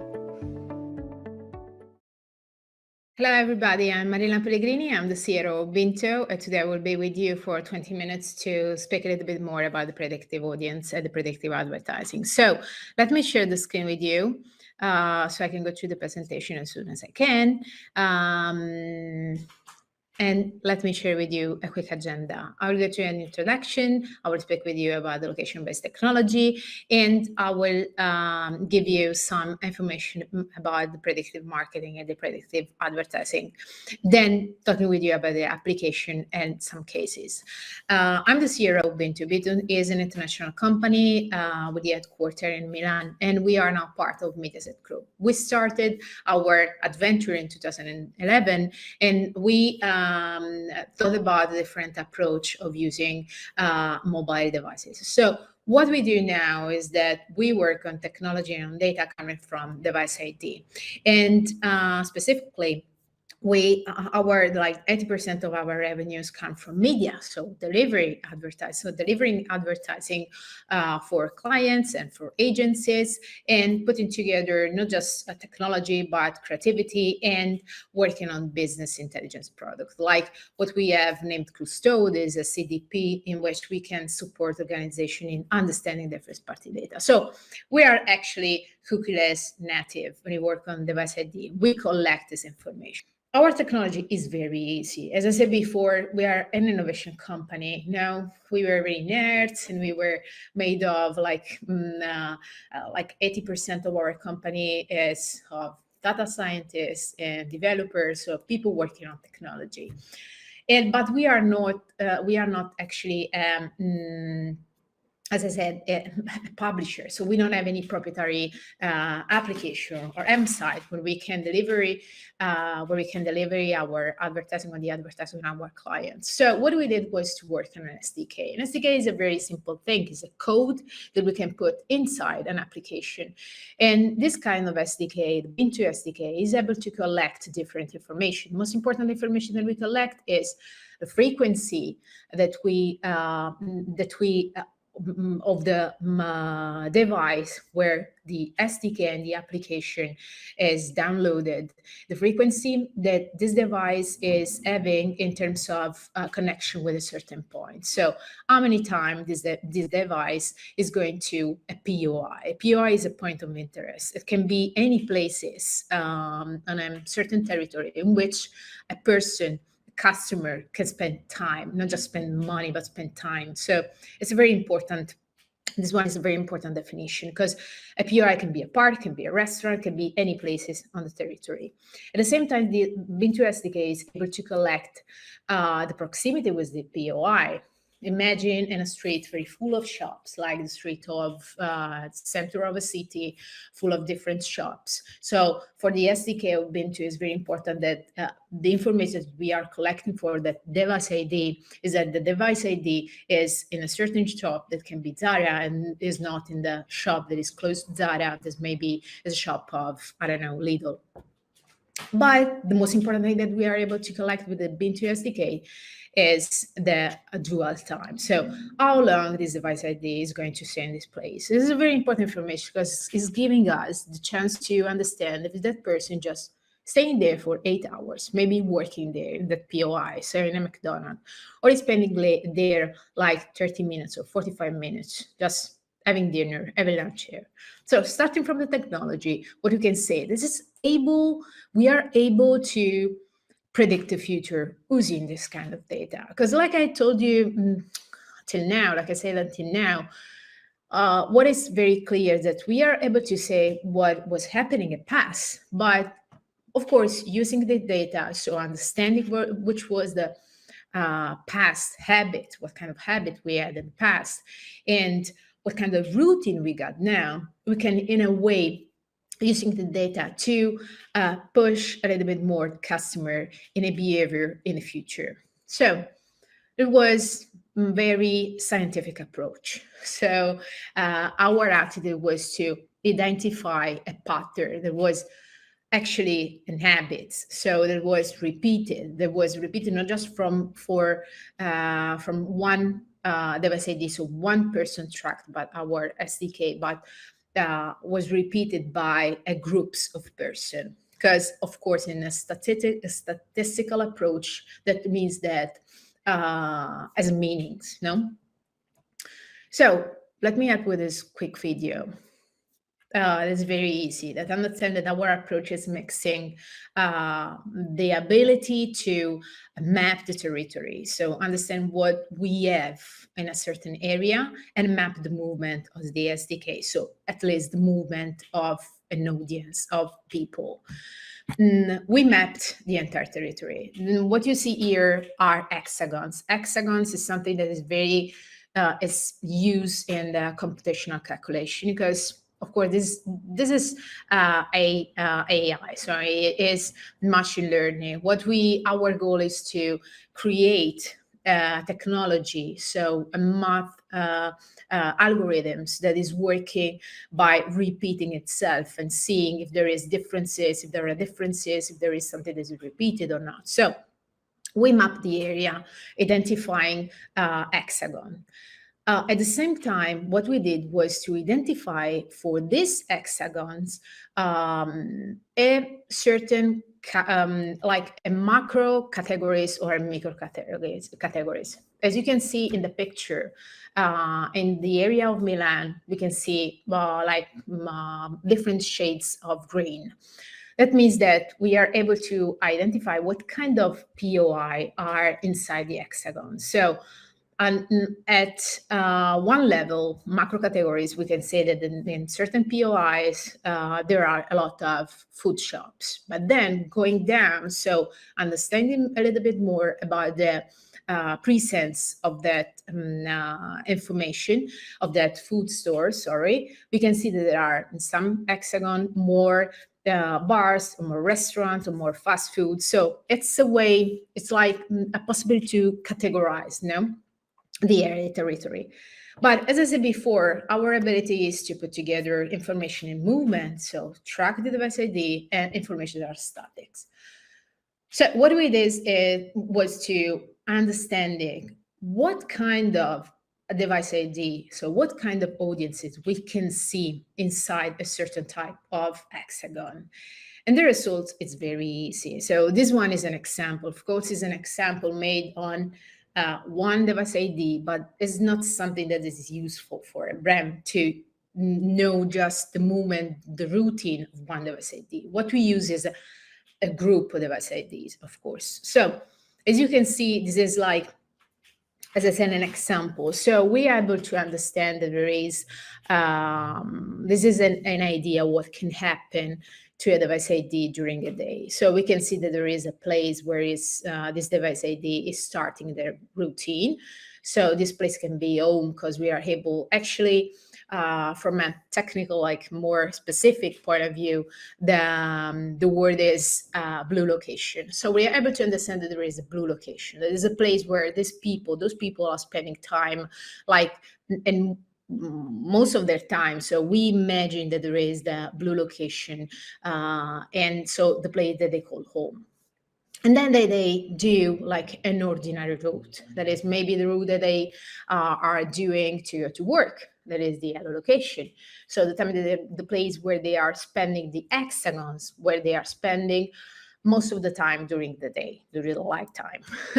And then in their routine, there are some occasional hexagon where they go. So maybe it's something that they do occasionally, like going to cinema or going to a certain type of restaurants or doing something that is not actually in their ordinary routine. So the point is, does it work? Of course, our idea is to use this technology to give our client and our media agencies that we know in the market that work with us a marketing approach. So use them to actually predict what the future action of their customers will be.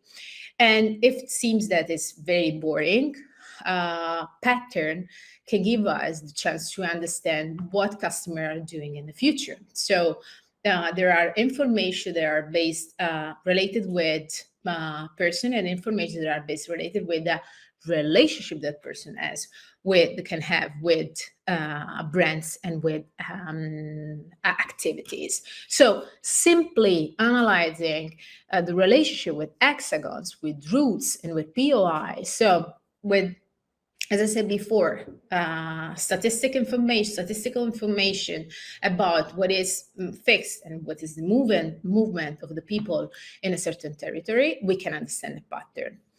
This is an example. As we can see, there are different ways to arrive at the end. That is the shopping at a supermarket.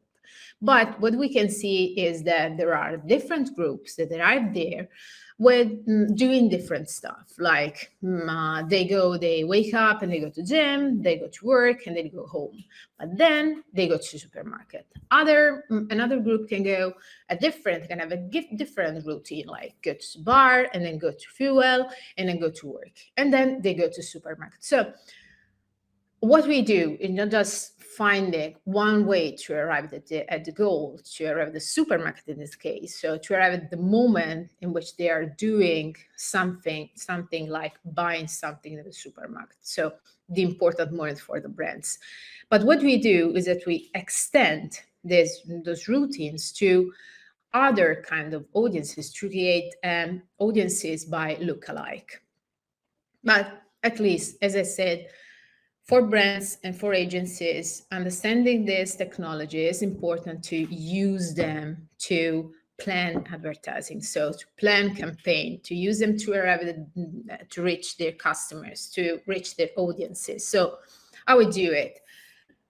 We have found 3 strategic moments in which it's important for brands to speak with audiences. So the first one is the opportunity window. Of course, the magic moment in which I'm, for example, I'm a brand that's selling biscuits. I will give you an example of a typical Italian brand, that is Barilla.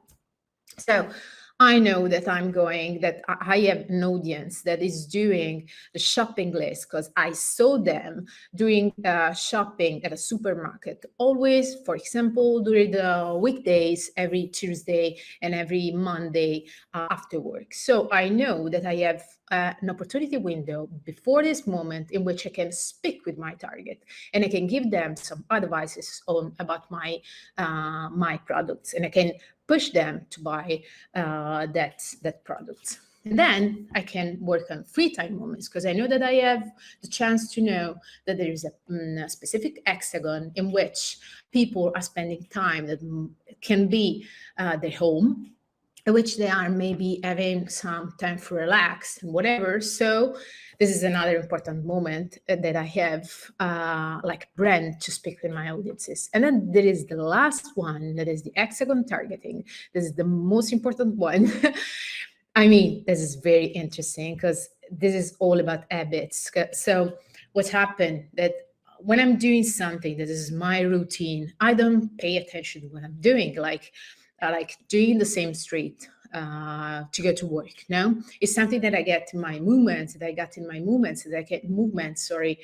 know that I can repeat without paying attention too much every day. In that moment, I have a very high attention to any other things that I can find in my typical routine, like actually the routine that I do, that I said before, going to work. But just speaking about example, because what I want to give you, it's more like practical. If I am a brand in the food and grocery industry, what I can use? what I can see. What I see, for example, if my customer have a frequent path of or where they are going at a supermarket. So which days and what time, if they are loyal to a certain kind of supermarket. So if they are going, for example, to Lidl, or if they are going to Aldi, and a lot of other information. So what can I do? I can push, for example, my advertising and during the free time moments, because they are more likely to pay attention to my advertising, or even more interesting, I can give them the chance to see my brand during an opportunity window. So just before their presence at the store. And we have a lot of other example, like the one of the gas station, This one is another very interesting one, because the routine with the gas station is made of like path more related with the hexagon. So I know that I'm going to fuel when in a certain area that maybe is close to my work. And I know that, or if it's not close to my work, maybe it's close to my house. And I know that I can push the advertising if I am a brand related with this industry. I can push my advertising when I find my audience in a certain area, so in a specific hexagon. And we got a lot of other application. For apparel shop here, for example, I can use another important information, that is seasonality. So I can see that there are some people that they are doing shops, they are going to apparel shops only in a certain period. So they are occasional in terms of routine.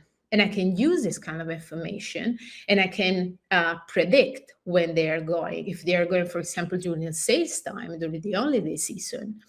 Let me just check a little bit if I'm on time or not. Okay, let me go quickly to the case history that I said I was sharing with you. The case history is with Red Bull. What we did with this brand. Red Bull had an advertising going on TV that was actually important for them to put together the advertising delivered on the mobile and the moment in which all the customers were watching the advertising that was on air on the television. We worked with the agency, and we thought about the possibility to find a kind of second screen approach. So we thought to deliver the campaign in that areas in which we saw the blue location of the target involved in the campaign. We had two different media involved in a period of delivery that was in April and it was in May. So one spot going live in TV and another one going live, another format going live on mobile. Actually, all the spots online on TV where they had two kind of creativities. So one of 50 seconds and the other one of 30 seconds. And there the goal was the awareness, of course. So they were going live nationally. And the difference with the mobile campaign was that the format, for example, for the mobile campaign was a pre-roll. The goal was the consideration.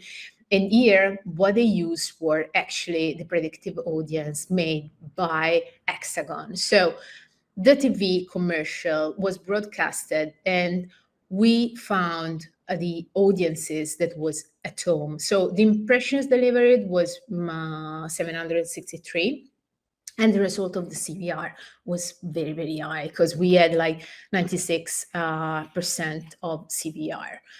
How we did it?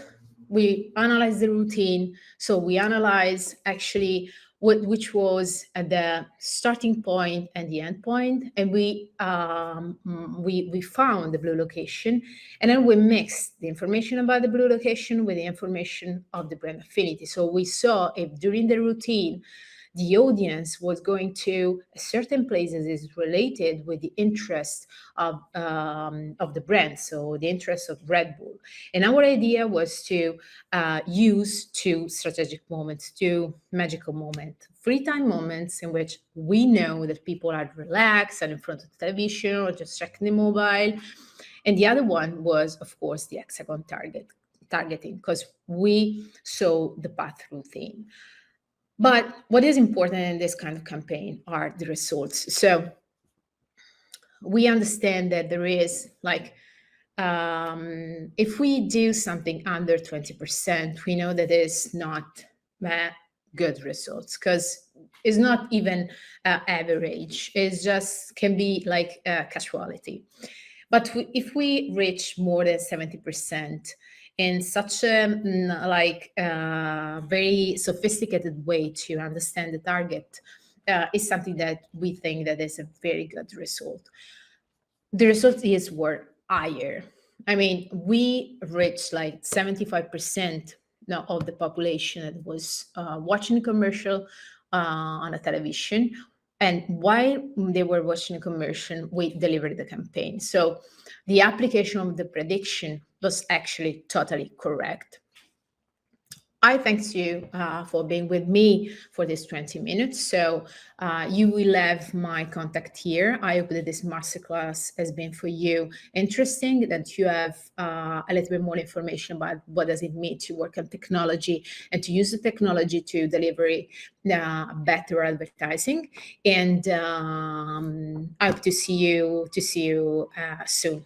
Thank you very much. Thank you, Marilena. That was fascinating.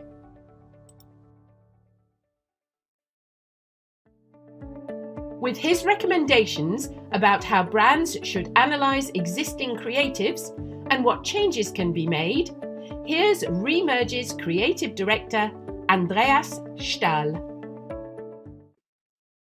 Hello, and thank you for joining me. I will be talking a little bit about post-IDFA creative strategies. My name is Andreas. I'm the creative director at Remerge, so a retargeting specialist based out of Berlin. So I'll tell you a little bit about what we know and how we are working with creatives post-IDFA. There's three general setups here, and there's three questions that we're generally asking. And that's one, what are the creative modifications in terms of the formal and visual aspects of it purely? In the second part, I will be talking a little bit about what changes need to be done to the mechanism. That is, sometimes we call that marketing mechanism, but sort of like the logic and the way the ads work on a functional level.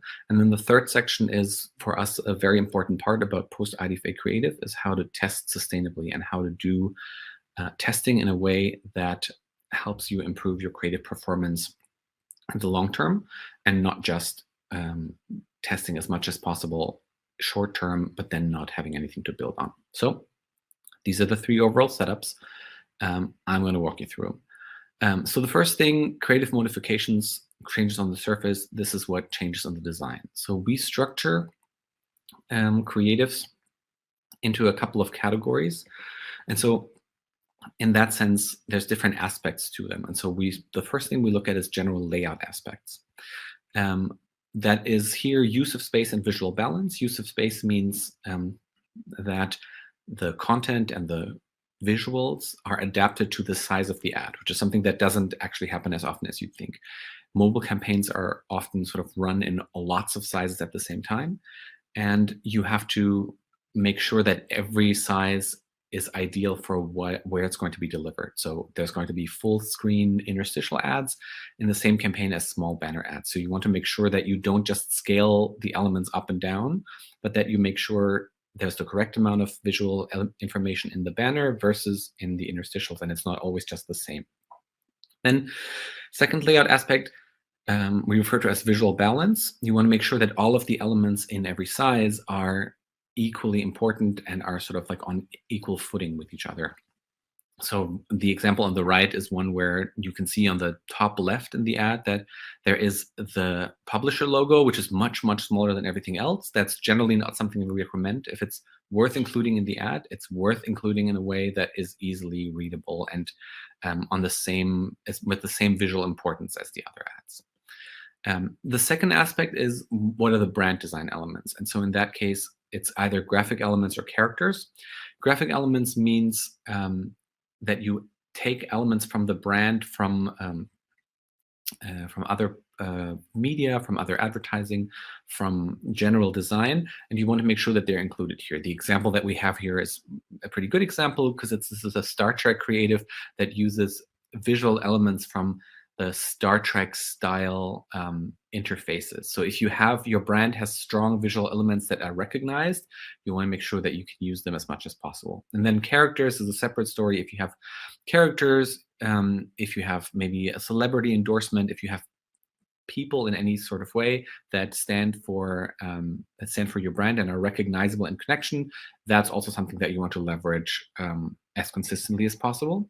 And then the third aspect here is visual coherence. And so this means specifically that you want to make sure that the ad is aligned to what the experience of the user is going to be afterwards, i.e., in this case, we're showing a user acquisition ad, and that means you have an experience where if you tap on that, you land into the App Store. So a common way to do this is you show visuals and you show a general design that is a little bit App Store looking. You have a star rating, you have like a little description text on white. So visual coherence here means is the ad looks like what the next step in the user experience is going to be. Similarly, what we recommend for retargeting is you want to make sure that experience is coherent as well. So that would mean you make your ad look like the app. So because that's going to be the next step, you're going to be sent straight into the app. So you can already show this to people so the experience is, again, coherent. So that is the one that we sort of put a little asterisk next to. So this is one of the things that actually changes. Whereas the previous two, these rules apply now post IDFA as much as they apply, as they ever apply. However, visual coherence is one of the design aspects that you do need to modify. So to give you a little idea of what that is, we'll talk about that in a bit. Specifically, now going through the second aspect of everything, which is copy. So these are the design elements. In the copy, again, use of space is similar to how it is in the visuals. You want to make sure that the amount of text is appropriate for the size of the ad. In a small banner, you want to have as little text as possible. In a big one, you have room for more. It doesn't need to be as short. Then here's the CTA again. That is with a little asterisk. You can see that is something that changes because you want to make sure that's appropriate. Either for retargeting, it would have said, go to the app, do whatever it is that you're going to do, or download now. Post IDFA, you can't really say either of these anymore with too much confidence. So the idea is that you want to pick something neutral that applies both for people that have previously installed the ad and people that haven't. There's two more elements for a copy. So that was a functional copy in terms of the brand copy. Two general things is taglines. If you have them, leverage them and leverage them consistently. That continues to apply the same way. The second thing is messaging clarity. So what we always recommend is that your ad communicates as clearly as possible what your app does and what an interaction with the ad unit will start. What's going to happen if you click on the button? What's next? And so that, again, is a thing where you want to pay attention to this. This is something that changes because you don't have full visibility over the next step of the experience anymore. So it could either be somebody who goes into the app versus somebody who is going to install it. So you want to make sure that the wording applies both to new customers and existing customers. So it just needs to be a little bit more general. So to just summarize this again, that's the general overview of the design and copy elements of the visual aspects of the ad. These are the three things that change. Visual coherence.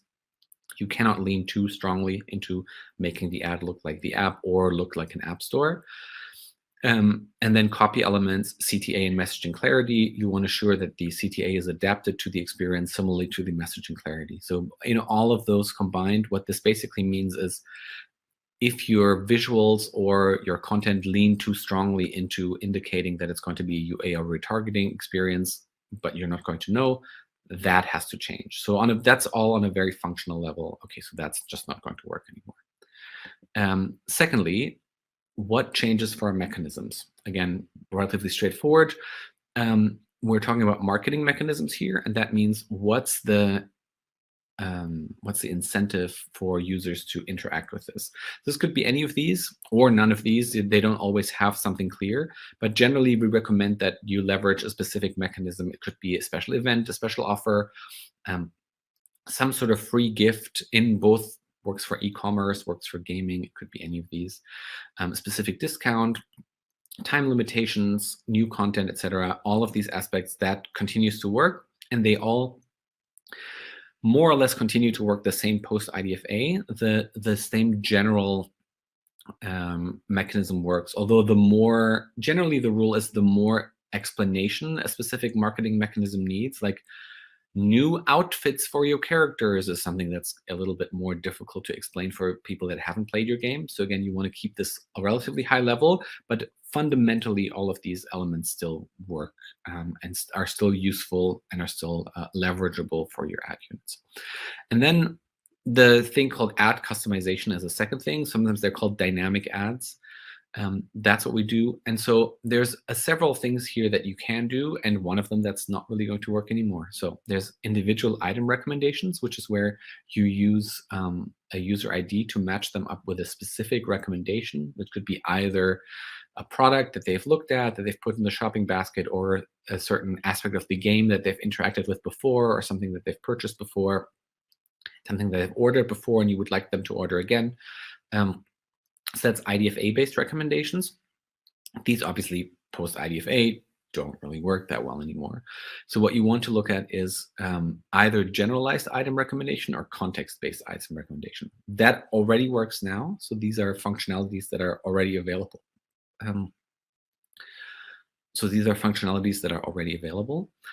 But in this case, it's going to replace the individual item recommendation. Generalized item recommendation means you're just showing either whatever the most popular purchases or actions that you want to target in your app are, or it could be something that's popular during that particular time, or something that that you want everybody to see. So if you just have a specific recommendation for everyone, then you can just do that.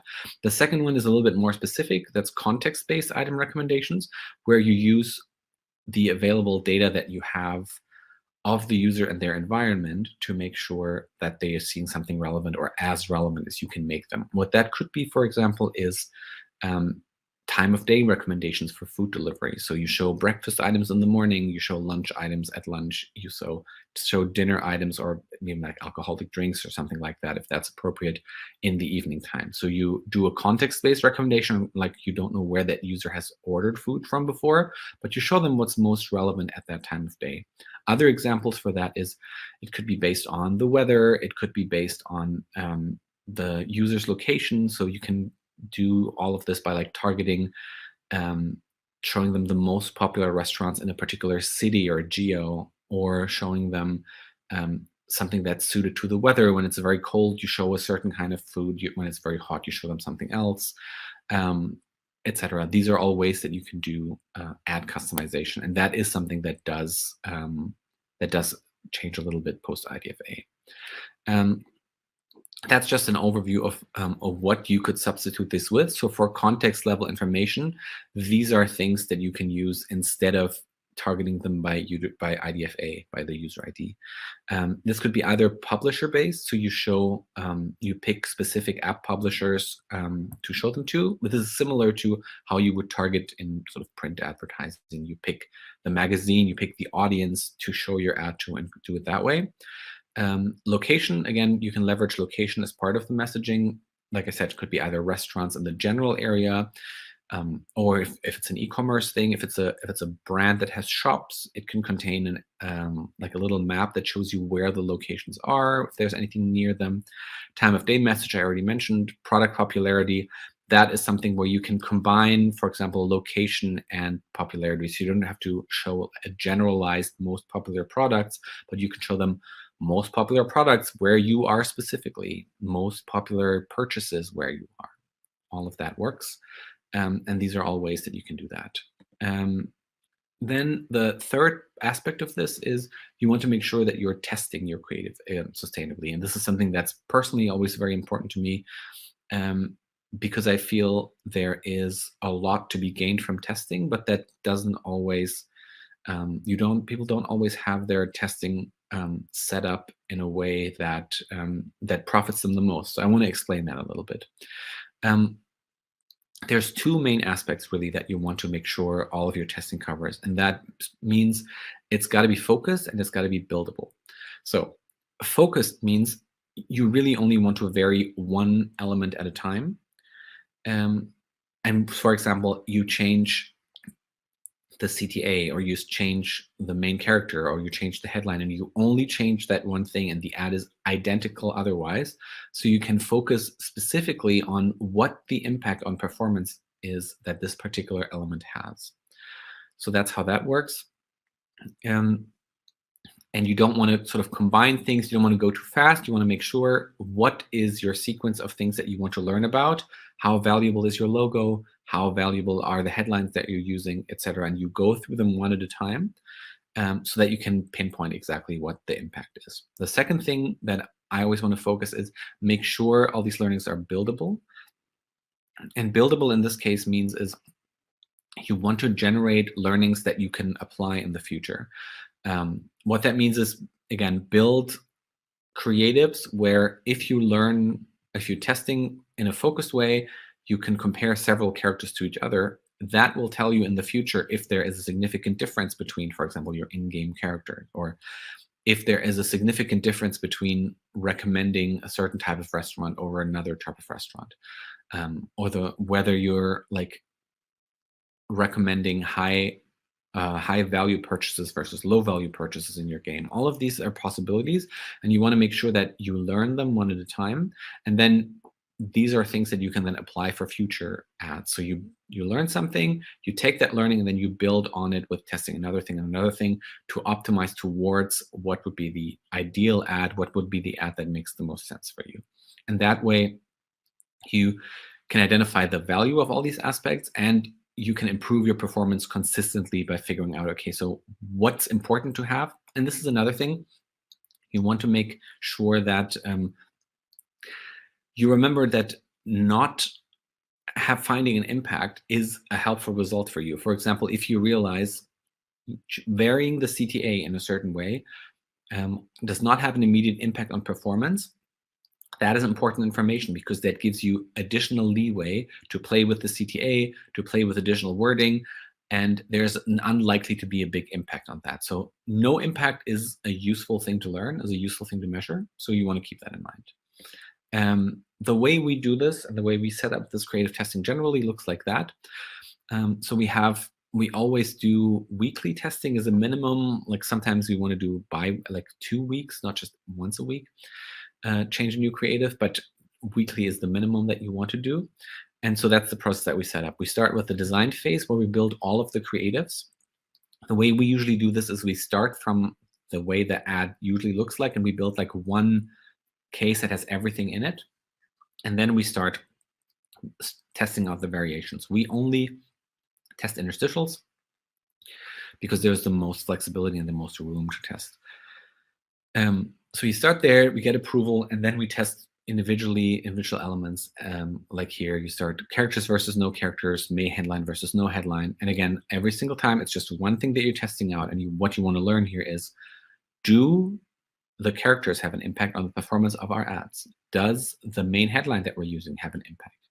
UI element and UX element in this case are different things, where the UI element tends to be a little bit more branded and the UX element tends to be a little bit more aspects or like visuals taken directly from the game that sometimes are used like from the again.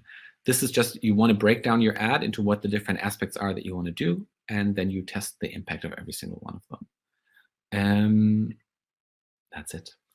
So again, this is the overview of what you want to do with post IDFA, what you want to change in design, what you want to change with the copy, how your mechanism needs to change, and what can replace it. Thank you very much for your time. I hope there was something helpful for you in there. My name is Andreas, and I work for Remerge. Bye. Concise, precise, and actionable. Thank you for that, Andreas. Now introducing Jan Greven, Managing Director of Yoc, with his insights on how high-impact ads can drive consumer engagement. So, driving consumer engagement. It sounds a little bit complicated, but I'll promise it's easier than expected. So, in the next 20 minutes, I will try to give you some insights about what a great mobile channel we have for driving consumer engagement and for branding advertising. But maybe before we start, some words about me. My name is Jan Greven. I'm Managing Director of Yoc Germany. So I'm responsible for all operations in Germany related to publishers and advertisers. I'm in the mobile industry now for 12 years, and that brings me to my company. About Yoc, I will keep it short. We have 80 employees across Europe. We are mainly headquartered in Berlin and mobile since 2001. We have our own ad tech, so we developed our own supply side platform.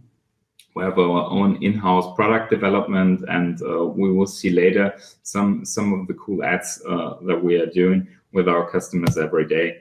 And yeah, maybe some facts about our products. We are 20 years in the mobile industry, as discussed. And for example, in 2020, we developed 750 creatives. I guess this year we'll hit the 1,000. We're working together with 300 European premium publishers and have a monthly reach of around about 3.5 billion ad impressions with 45 million unique users just in Germany. But the main topic today is not how many unique users Yoc is reaching. The main topic for today is driving consumer engagement. And maybe the first hypothesis from my side is that mobile display gives a unique possibility to interact with consumers. But the interesting stuff about it is why it is unique and why do I need it? First of all, the status is we often face media stereotypes. What is the media stereotype? If we talk about mobile display, people say, okay, mobile display, it's the small banner, and the small banner means performance advertising, and that's not a channel for brand advertising. But this is wrong, and I will try to show this to you. Another media stereotype is that brand advertising or goals of brand advertising can just be reached with video. We will also show you that video can be a part, but it's not the holy grail. So it's maybe the challenge is more interesting. So every day we are exposed to around about 5,000 ads, and that brings me to this small banners with low impact. But we have to break through this clutter, and the idea would be that we use high impact formats. So basically, and this is a quote from a German newspaper, from German marketing newspapers, brand, story, and emotions are becoming increasingly important in the online segment, because otherwise only the price allows differentiation. It means basically if we go back to the small banners, if everything is equal and if the banner has no real emotion, then you can just shrink the price, and that's not what we want with our online experience. So also the user and also the brand. Basically, the question is, what are high impact ads? I will show you on the right side. You see some ads. The right side, the Audi ad is one of our smaller high impact ads. It's an innovative format. You have interaction possibilities, and in this case, we have something called like reactive scrolling. So the banner reacts on the scrolling. If we Google this high impact stuff, we see we have bigger ads characterized by the behavior within the website, and this is really important. Yeah. Basically, this category also allows to integrate video and rich media, and the result should be an engaging ad experience. What we did in the past is we did a study together with our friends from Nielsen to say, okay, do this high impact ads, do they work? So basically, these ad formats are memorable and stay in the minds of the consumer. Brands can be positively influenced, and we did something like a comparison between the high impact ads and regular ads. To make a little deep dive here, first of all, the ad recall was influenced really positive, so the ads are more memorable than standard ads in this case, and also the ad recall and the unaided brand recall. So we didn't tell our panelists what brand it is, and you see the high impact formats achieved a 4 times higher and unaided brand recall than the standard ads. So really successful panel here. And also what's really important for us, it's do the people really like our ads? So also after repeated contacts, the panelists said that the high impact ads were really appealing, and the brand was consistently perceived as positive. What you see here is like you see high quality, creative, innovative. These are things that we would like to hear in related to the brands that work with us during this study.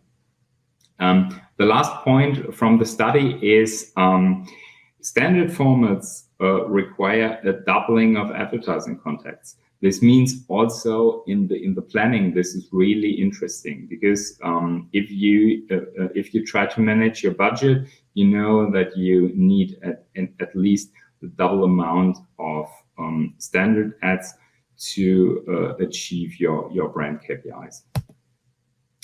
I will show you some quick examples of the ads so that you get a better feeling what is a high impact ad. On the right side, you see our interstitial ad. Here you have the possibility to have a swipe also. Now on the right side, you see the branded takeover with an integrated video. The branded takeover consists on 2 ad formats. So we have first of all the interstitial, and then the skin. And here we have our mobile skin in this case for Sky. On the right side, you always see the standard banner that we compared in this study. But basically, here is another case for the mystery scroller. It's also a sticky format where we use this reactive scrolling. But basically, we asked, is there a secret formula for engagement? Now we saw a lot of ads, but engagement is one of the parts we want to do a deep dive today. So problem, first of all, is that users have attention spans shorter than a goldfish. Why? Because we have a banner blindness, maybe related to the 5,000 ads you saw. And on the other side, the ads that you see are mainly poor. Weak ads, which are intrusive, irrelevant, and in most cases also a really low quality. So what do users want, and for which ads will they pay attention? We have to deliver good ads, or we have to create high impact ads. But what is the formula for great high impact ads and how it should look like? So basically, a good creative is the essence of a high impact ad. So going back to the creative makes sense. But the creative, what are the ingredients for having such a good ad, a good creative? I will show you now several points, and I will also show you example. First of all, we have to bond user to an ad. Then we have to entertain the user, something like gamification, and give him the opportunity to interact. show relevant and dynamic content, stop being boring. Use innovative features, tell a great story that matches your brand, and use high quality assets. Don't worry, you don't need to have all these ingredients for one ad, but one or two should be in there, and maybe especially the last one, use high quality assets. It's for me the basis for getting a cool creative. But maybe going into a deep dive and showing some examples. First of all, we have bonding. Bond users show them that there is an experience. On the right side, we see it using reactive scrolling. So the user scrolls, and we see that in the end, the people are kissing each other, for example. Or you can integrate something like a poll, so that you could trigger your customers to interact with your brand, and in this case, make a decision about Disney's Olaf in this case. Be interactive. Interactive is like, so it's the gamification thing. We have no passive banners in this case, because we know that mainly users want to be entertained. In this case here, the users have to find different characters within the picture, yeah, and after you found the characters within the picture, you can see the video for the film. Gamification is really relevant. What's also relevant is dynamic content. For example, we have here an example about weather. So if it rains, it makes sense that you show people, especially here in summer, that you show content that is related to the weather outside. And this is possible. And I know rain and weather is a poor example, but the easiest one. You can add any kind of data into ads. So it would be the more dynamic an ad is, the more interesting and relevant it is for the customers. And what is also a good thing is that you have to add features. Features, basically what we saw in the beginning of the examples was gamification. But for most campaigns, it makes sense that the interaction of the user is really short. So it will be something that the user is just swiping or tapping for one time. And in this case, we have the shake. So the user is allowed to shake and something happens in the app. It's designed for mobile, it's intuitive, and it's using special features of a phone. And trust me, this is the thing when I said in the beginning, it has to be unique. And this is the only device in the whole world that gives this opportunity. Last but not least, it's storytelling. In this case here, we have a milkshake. So the user is designing its own milkshake without knowing that this is a new film. And in the end, he will be surprised. And we tell a little story, and you can also add additional features like voice or something else here. But it's always important that you try to tell this short story and to match the brand. High quality assets, it's like the basis for me, and especially if you are talking to brands with a high reputation, high quality is the basis of every ad. If we talk about performance indicators, the more brand score is one of the examples I wanted to give, because normally when we talk about KPIs, it is like we are counting clicks, we're having a look at the viewability, but for that kind of rich media ads, it's not broad enough, because what is missing? If we have a look in regular performance indicators, we just see viewability and clicks. And in this case, mode is also adding the engagement of the user, and if the ad was really in an active view. And this is really important for us to show also external companies that our campaigns work and that high impact has a massive impact. Yeah? So it's like it would be, please note that that's not everything is about pure viewability and clicks. It's also about engagements, and the more brand score gives a good indicator here. If your more brand score is 850, it's perfect. Otherwise, yeah, please feel free to talk to us.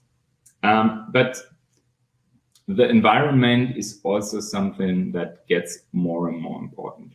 So if we talk about a cool creative, the cool creative also has to match the right user.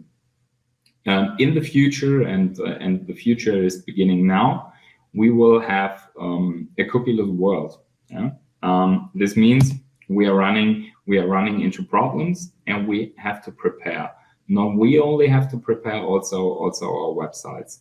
So basically, what could be the idea if Google is ending the Chrome support for cookies end of 2023?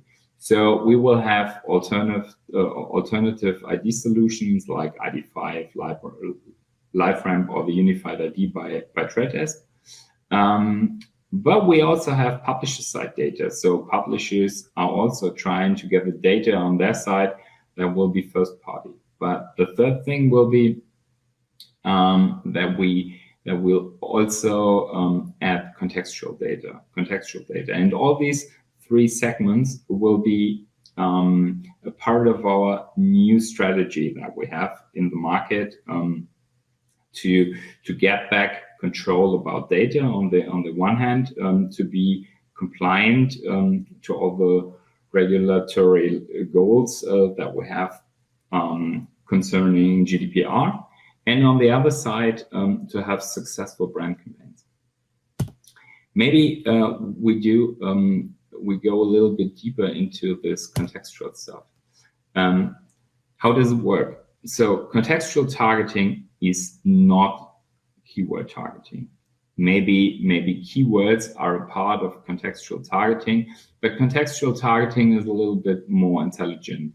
So for example, contextual targeting is covering brand safety, keywords, but also scans live, for example, how the newspaper works, and how if there's a positive or negative newspaper article. So for example, if we have a look at COVID, yeah, if you kick out the keyword COVID from every single of your campaigns, you will get in trouble with the delivery. If you have an intelligent context-based targeting, the provider will also give you some context about the newspaper and about the article, so that you can scan if the article, for example, is positive or negative. So this is really important, not just kick out keywords, also scan the whole context. Maybe to give a short summary, if we have a look at the success factors, use high impact ads, use user involvement, dynamic ads, use storytelling, and last but not least, the high quality assets, and find the right users. You can do this with context, with premium sites and apps, and with alternative ID solutions and cookies. In the end, that means we will see an increased user engagement, we are seeing efficient use of media budget, and we'll reach our target group in a high reach. And yeah, this will be our goal and our aim here. yeah, last but not least, that's our claim: stop advertising, start telling a story. I think this is really good, related to our goal with the high impact ads. And yeah, if there are any questions, this is our showroom. Feel free to have a look into our high impact ads, and if there are any other questions, just drop me an email. Many thanks, Jan, for so many tangible insights. Now, here to show how to deliver successful data-based campaigns without cookies is CEO of Madvertise, Françoise Roloff. Hello, good morning, everyone, or good afternoon. Not quite sure what time it is now, as it is a recording. My name is François Roloff. I'm the CEO of the beloved Madvertise Group, an ad tech group for digital and specifically mobile advertising and its necessary technologies and data.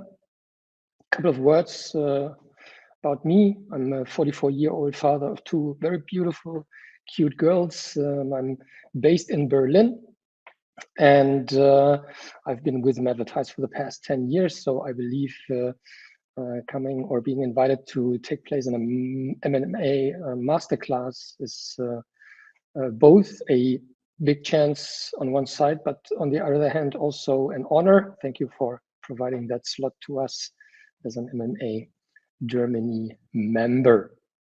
Having that said, I don't want to bore you too much with the details about me. And I will introduce the Madvertise Group with a few slides, and then move forward to our key topic of today, which is basically involving ACR technology in an ever growing and merging technology convergence world, even in digital advertising, or even more in digital advertising.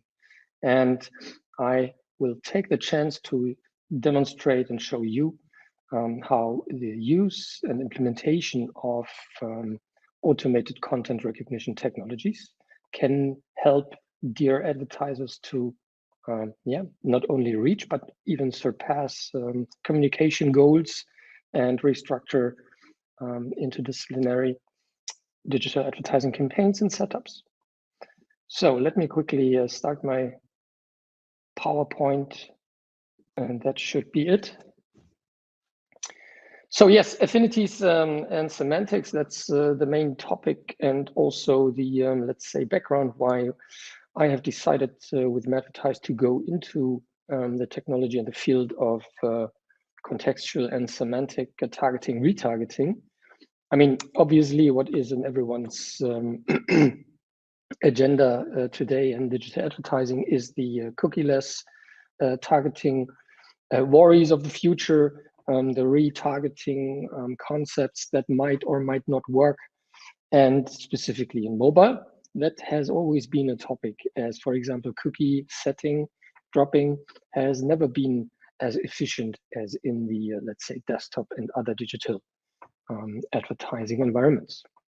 Quick words about Madvertise: in the market since 2008, reshaped in 2013 into a broader and a pan-European company for first-class mobile advertising campaigns, namely clients like Coca-Cola, Procter & Gamble, keep working with us year over year, working with all the main agencies in all our geos, and happily announced that since last year, we're also operating on the US market from the New York area, greater New York area, and see first successes with local clients, which gives me proof of concept, but also proof of technology.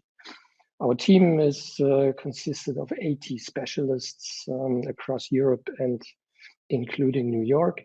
We have a little subsidiary even in Montreal, where our chairman is based and pulls the strings for Madvertise over the Atlantic.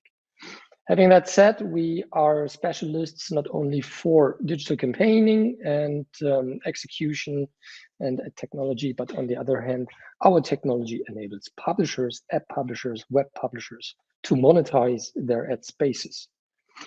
and we provide them the technology. So much for Madvertise.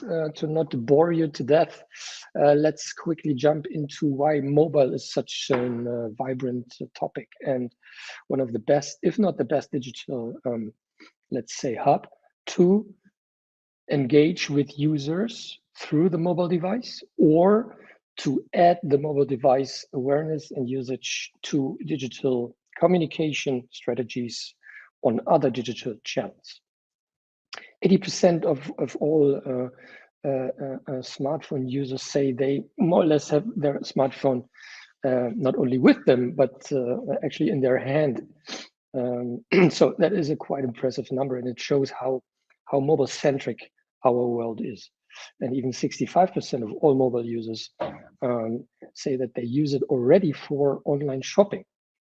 Now, that is in particular impressive, as a couple of years ago, like 5 years ago, 4 years ago, that was not even half as much. So the mobile device is no longer considered to be a toy, but a really serious channel to reach out and communicate with your audience, with your desired clients and such. Now, Madvertise has identified that quite early. And we therefore recommend all companies acting in the digital ad space to think mobile as, let's say, the heart of the communication.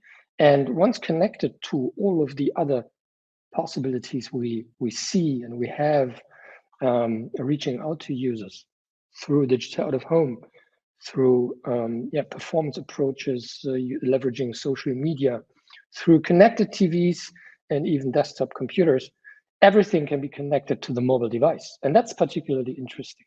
Why?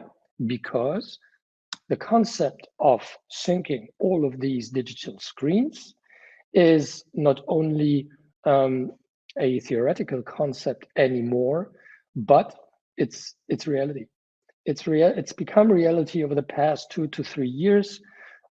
Obviously also pushed by the cookieless browser future and by Apple's activities over the past years to increase user privacy and give it back into their hands.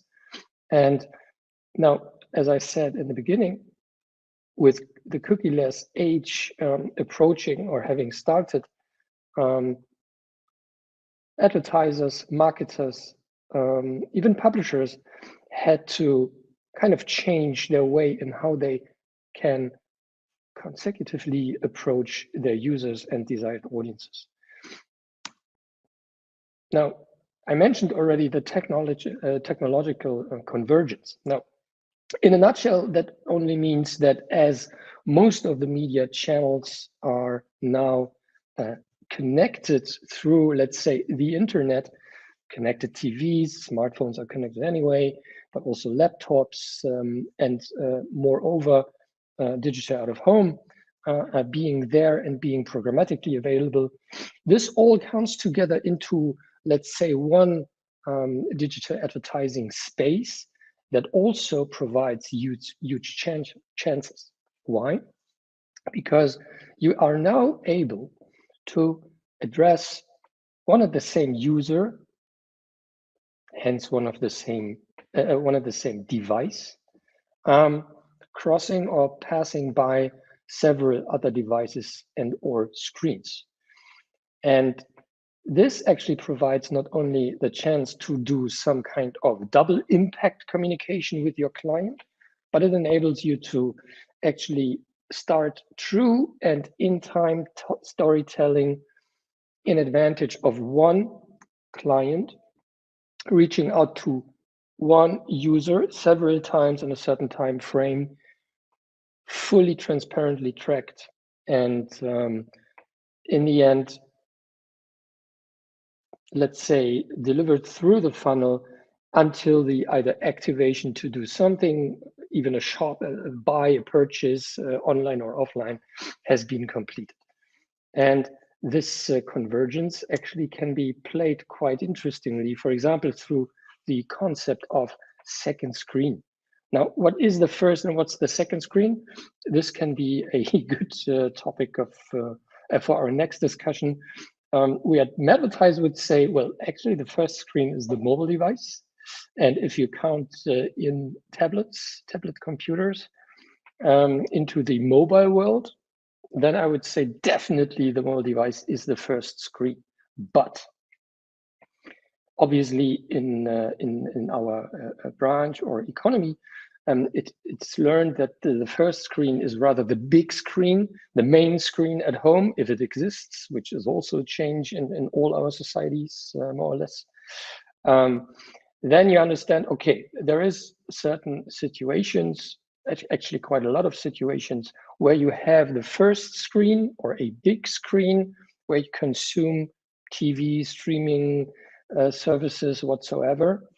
And you have within that, obviously, mostly the smart TV, either smartphone or tablet with you.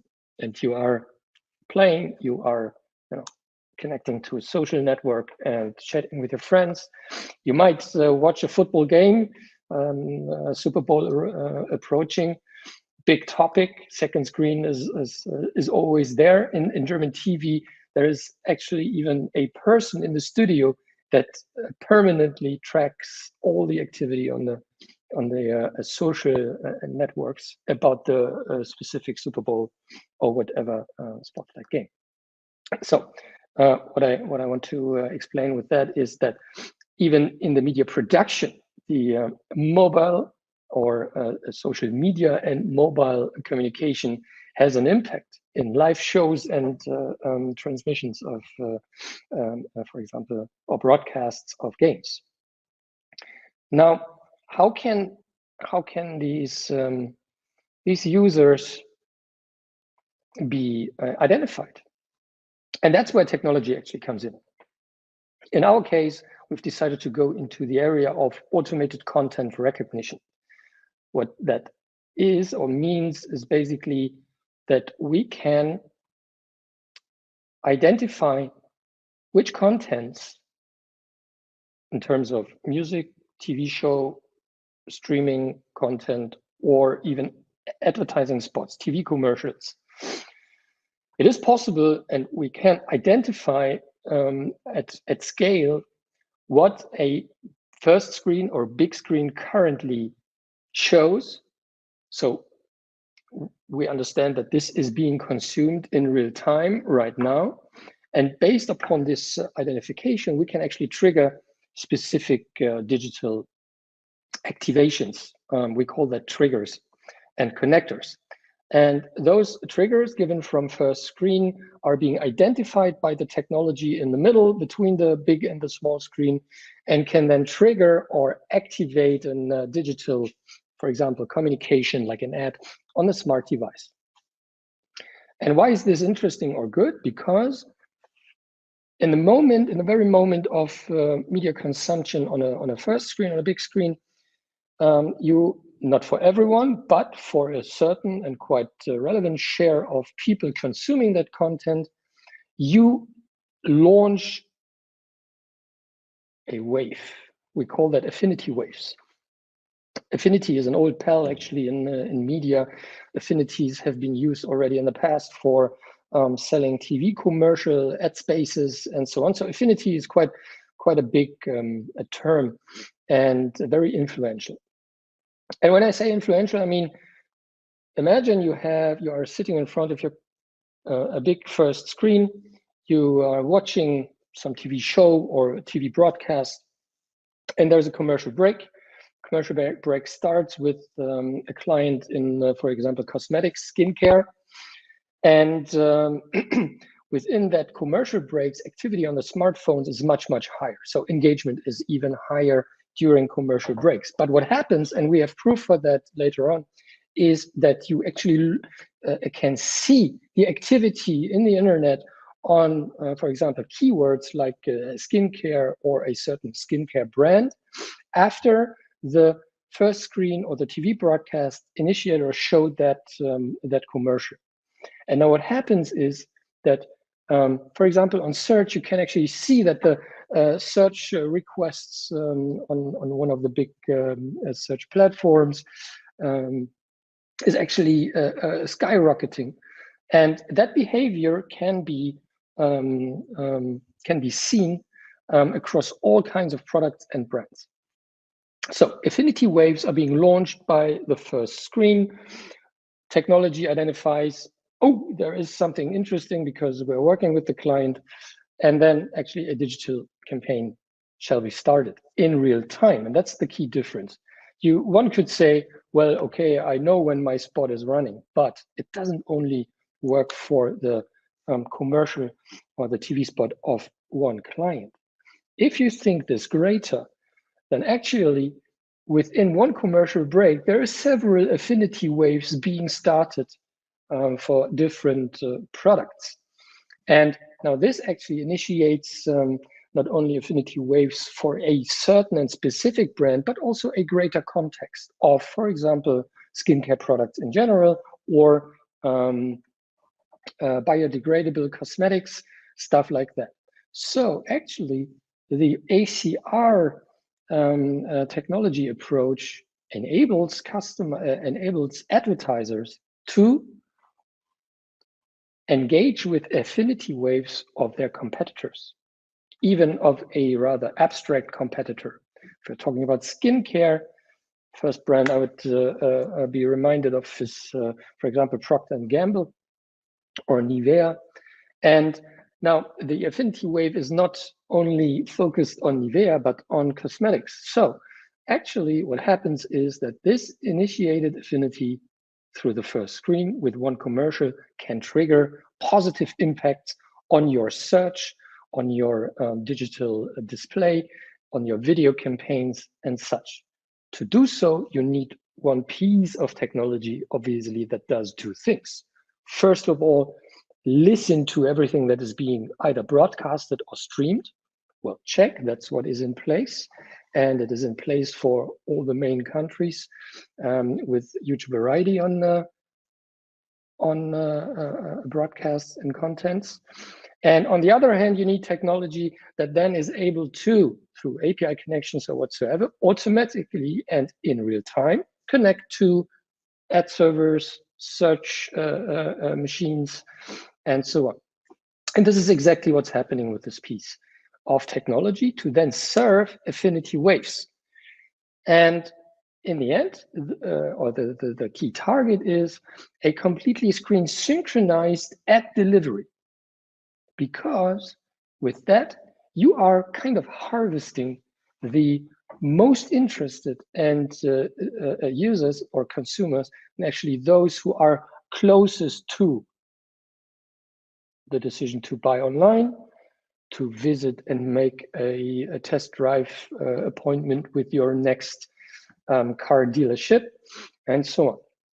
And now the interesting part here is that it's not even focused only on either search or display or video campaigns, but we can also connect, for example, social media such as Facebook, Instagram, TikTok, and Twitter.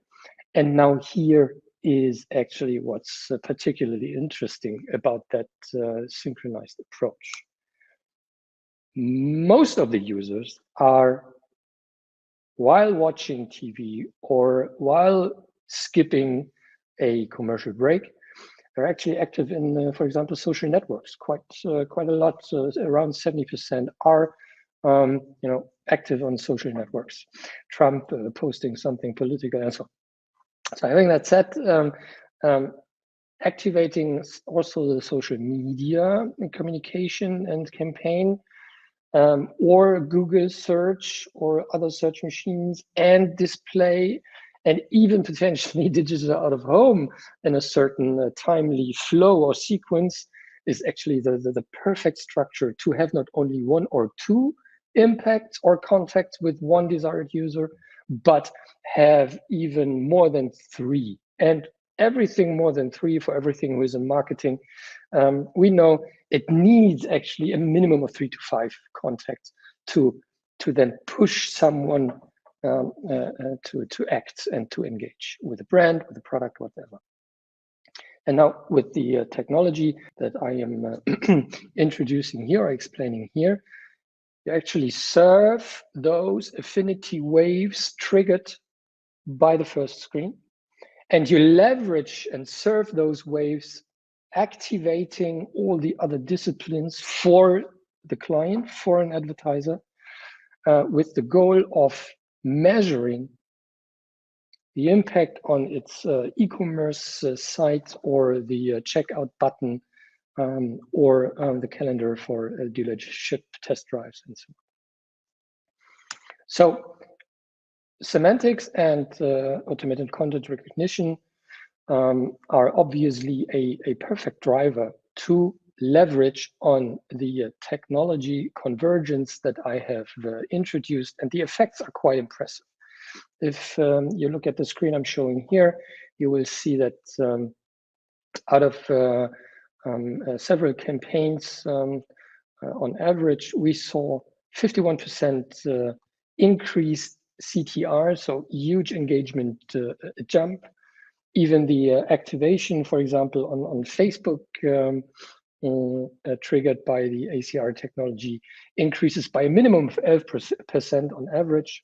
And at the same, for example, we can decrease the media buying prices, such as CPC, and increase at the same your share of voice on any given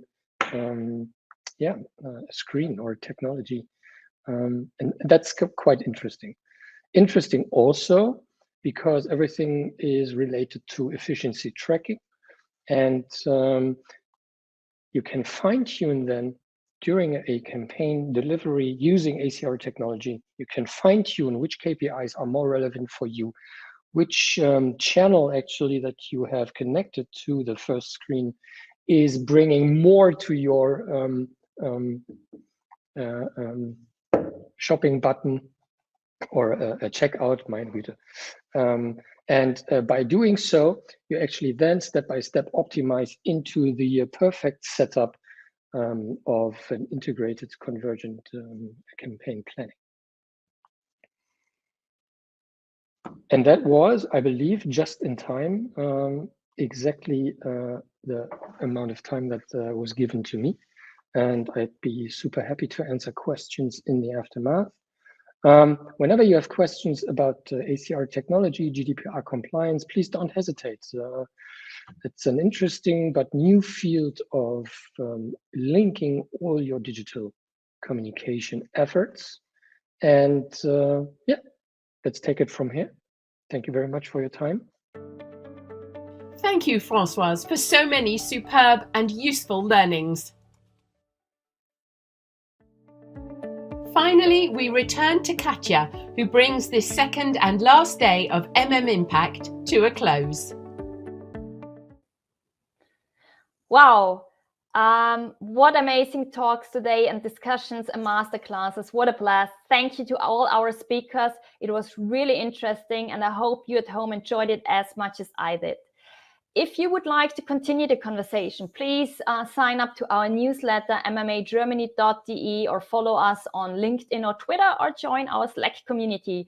There you can find the contacts of other attendees and get in touch with the speakers. Yes, also a big thank you to our supporters, Meta, Mission Female, @Sign. And I hope we see you in the future for our other events. Thank you. Stay safe. Goodbye.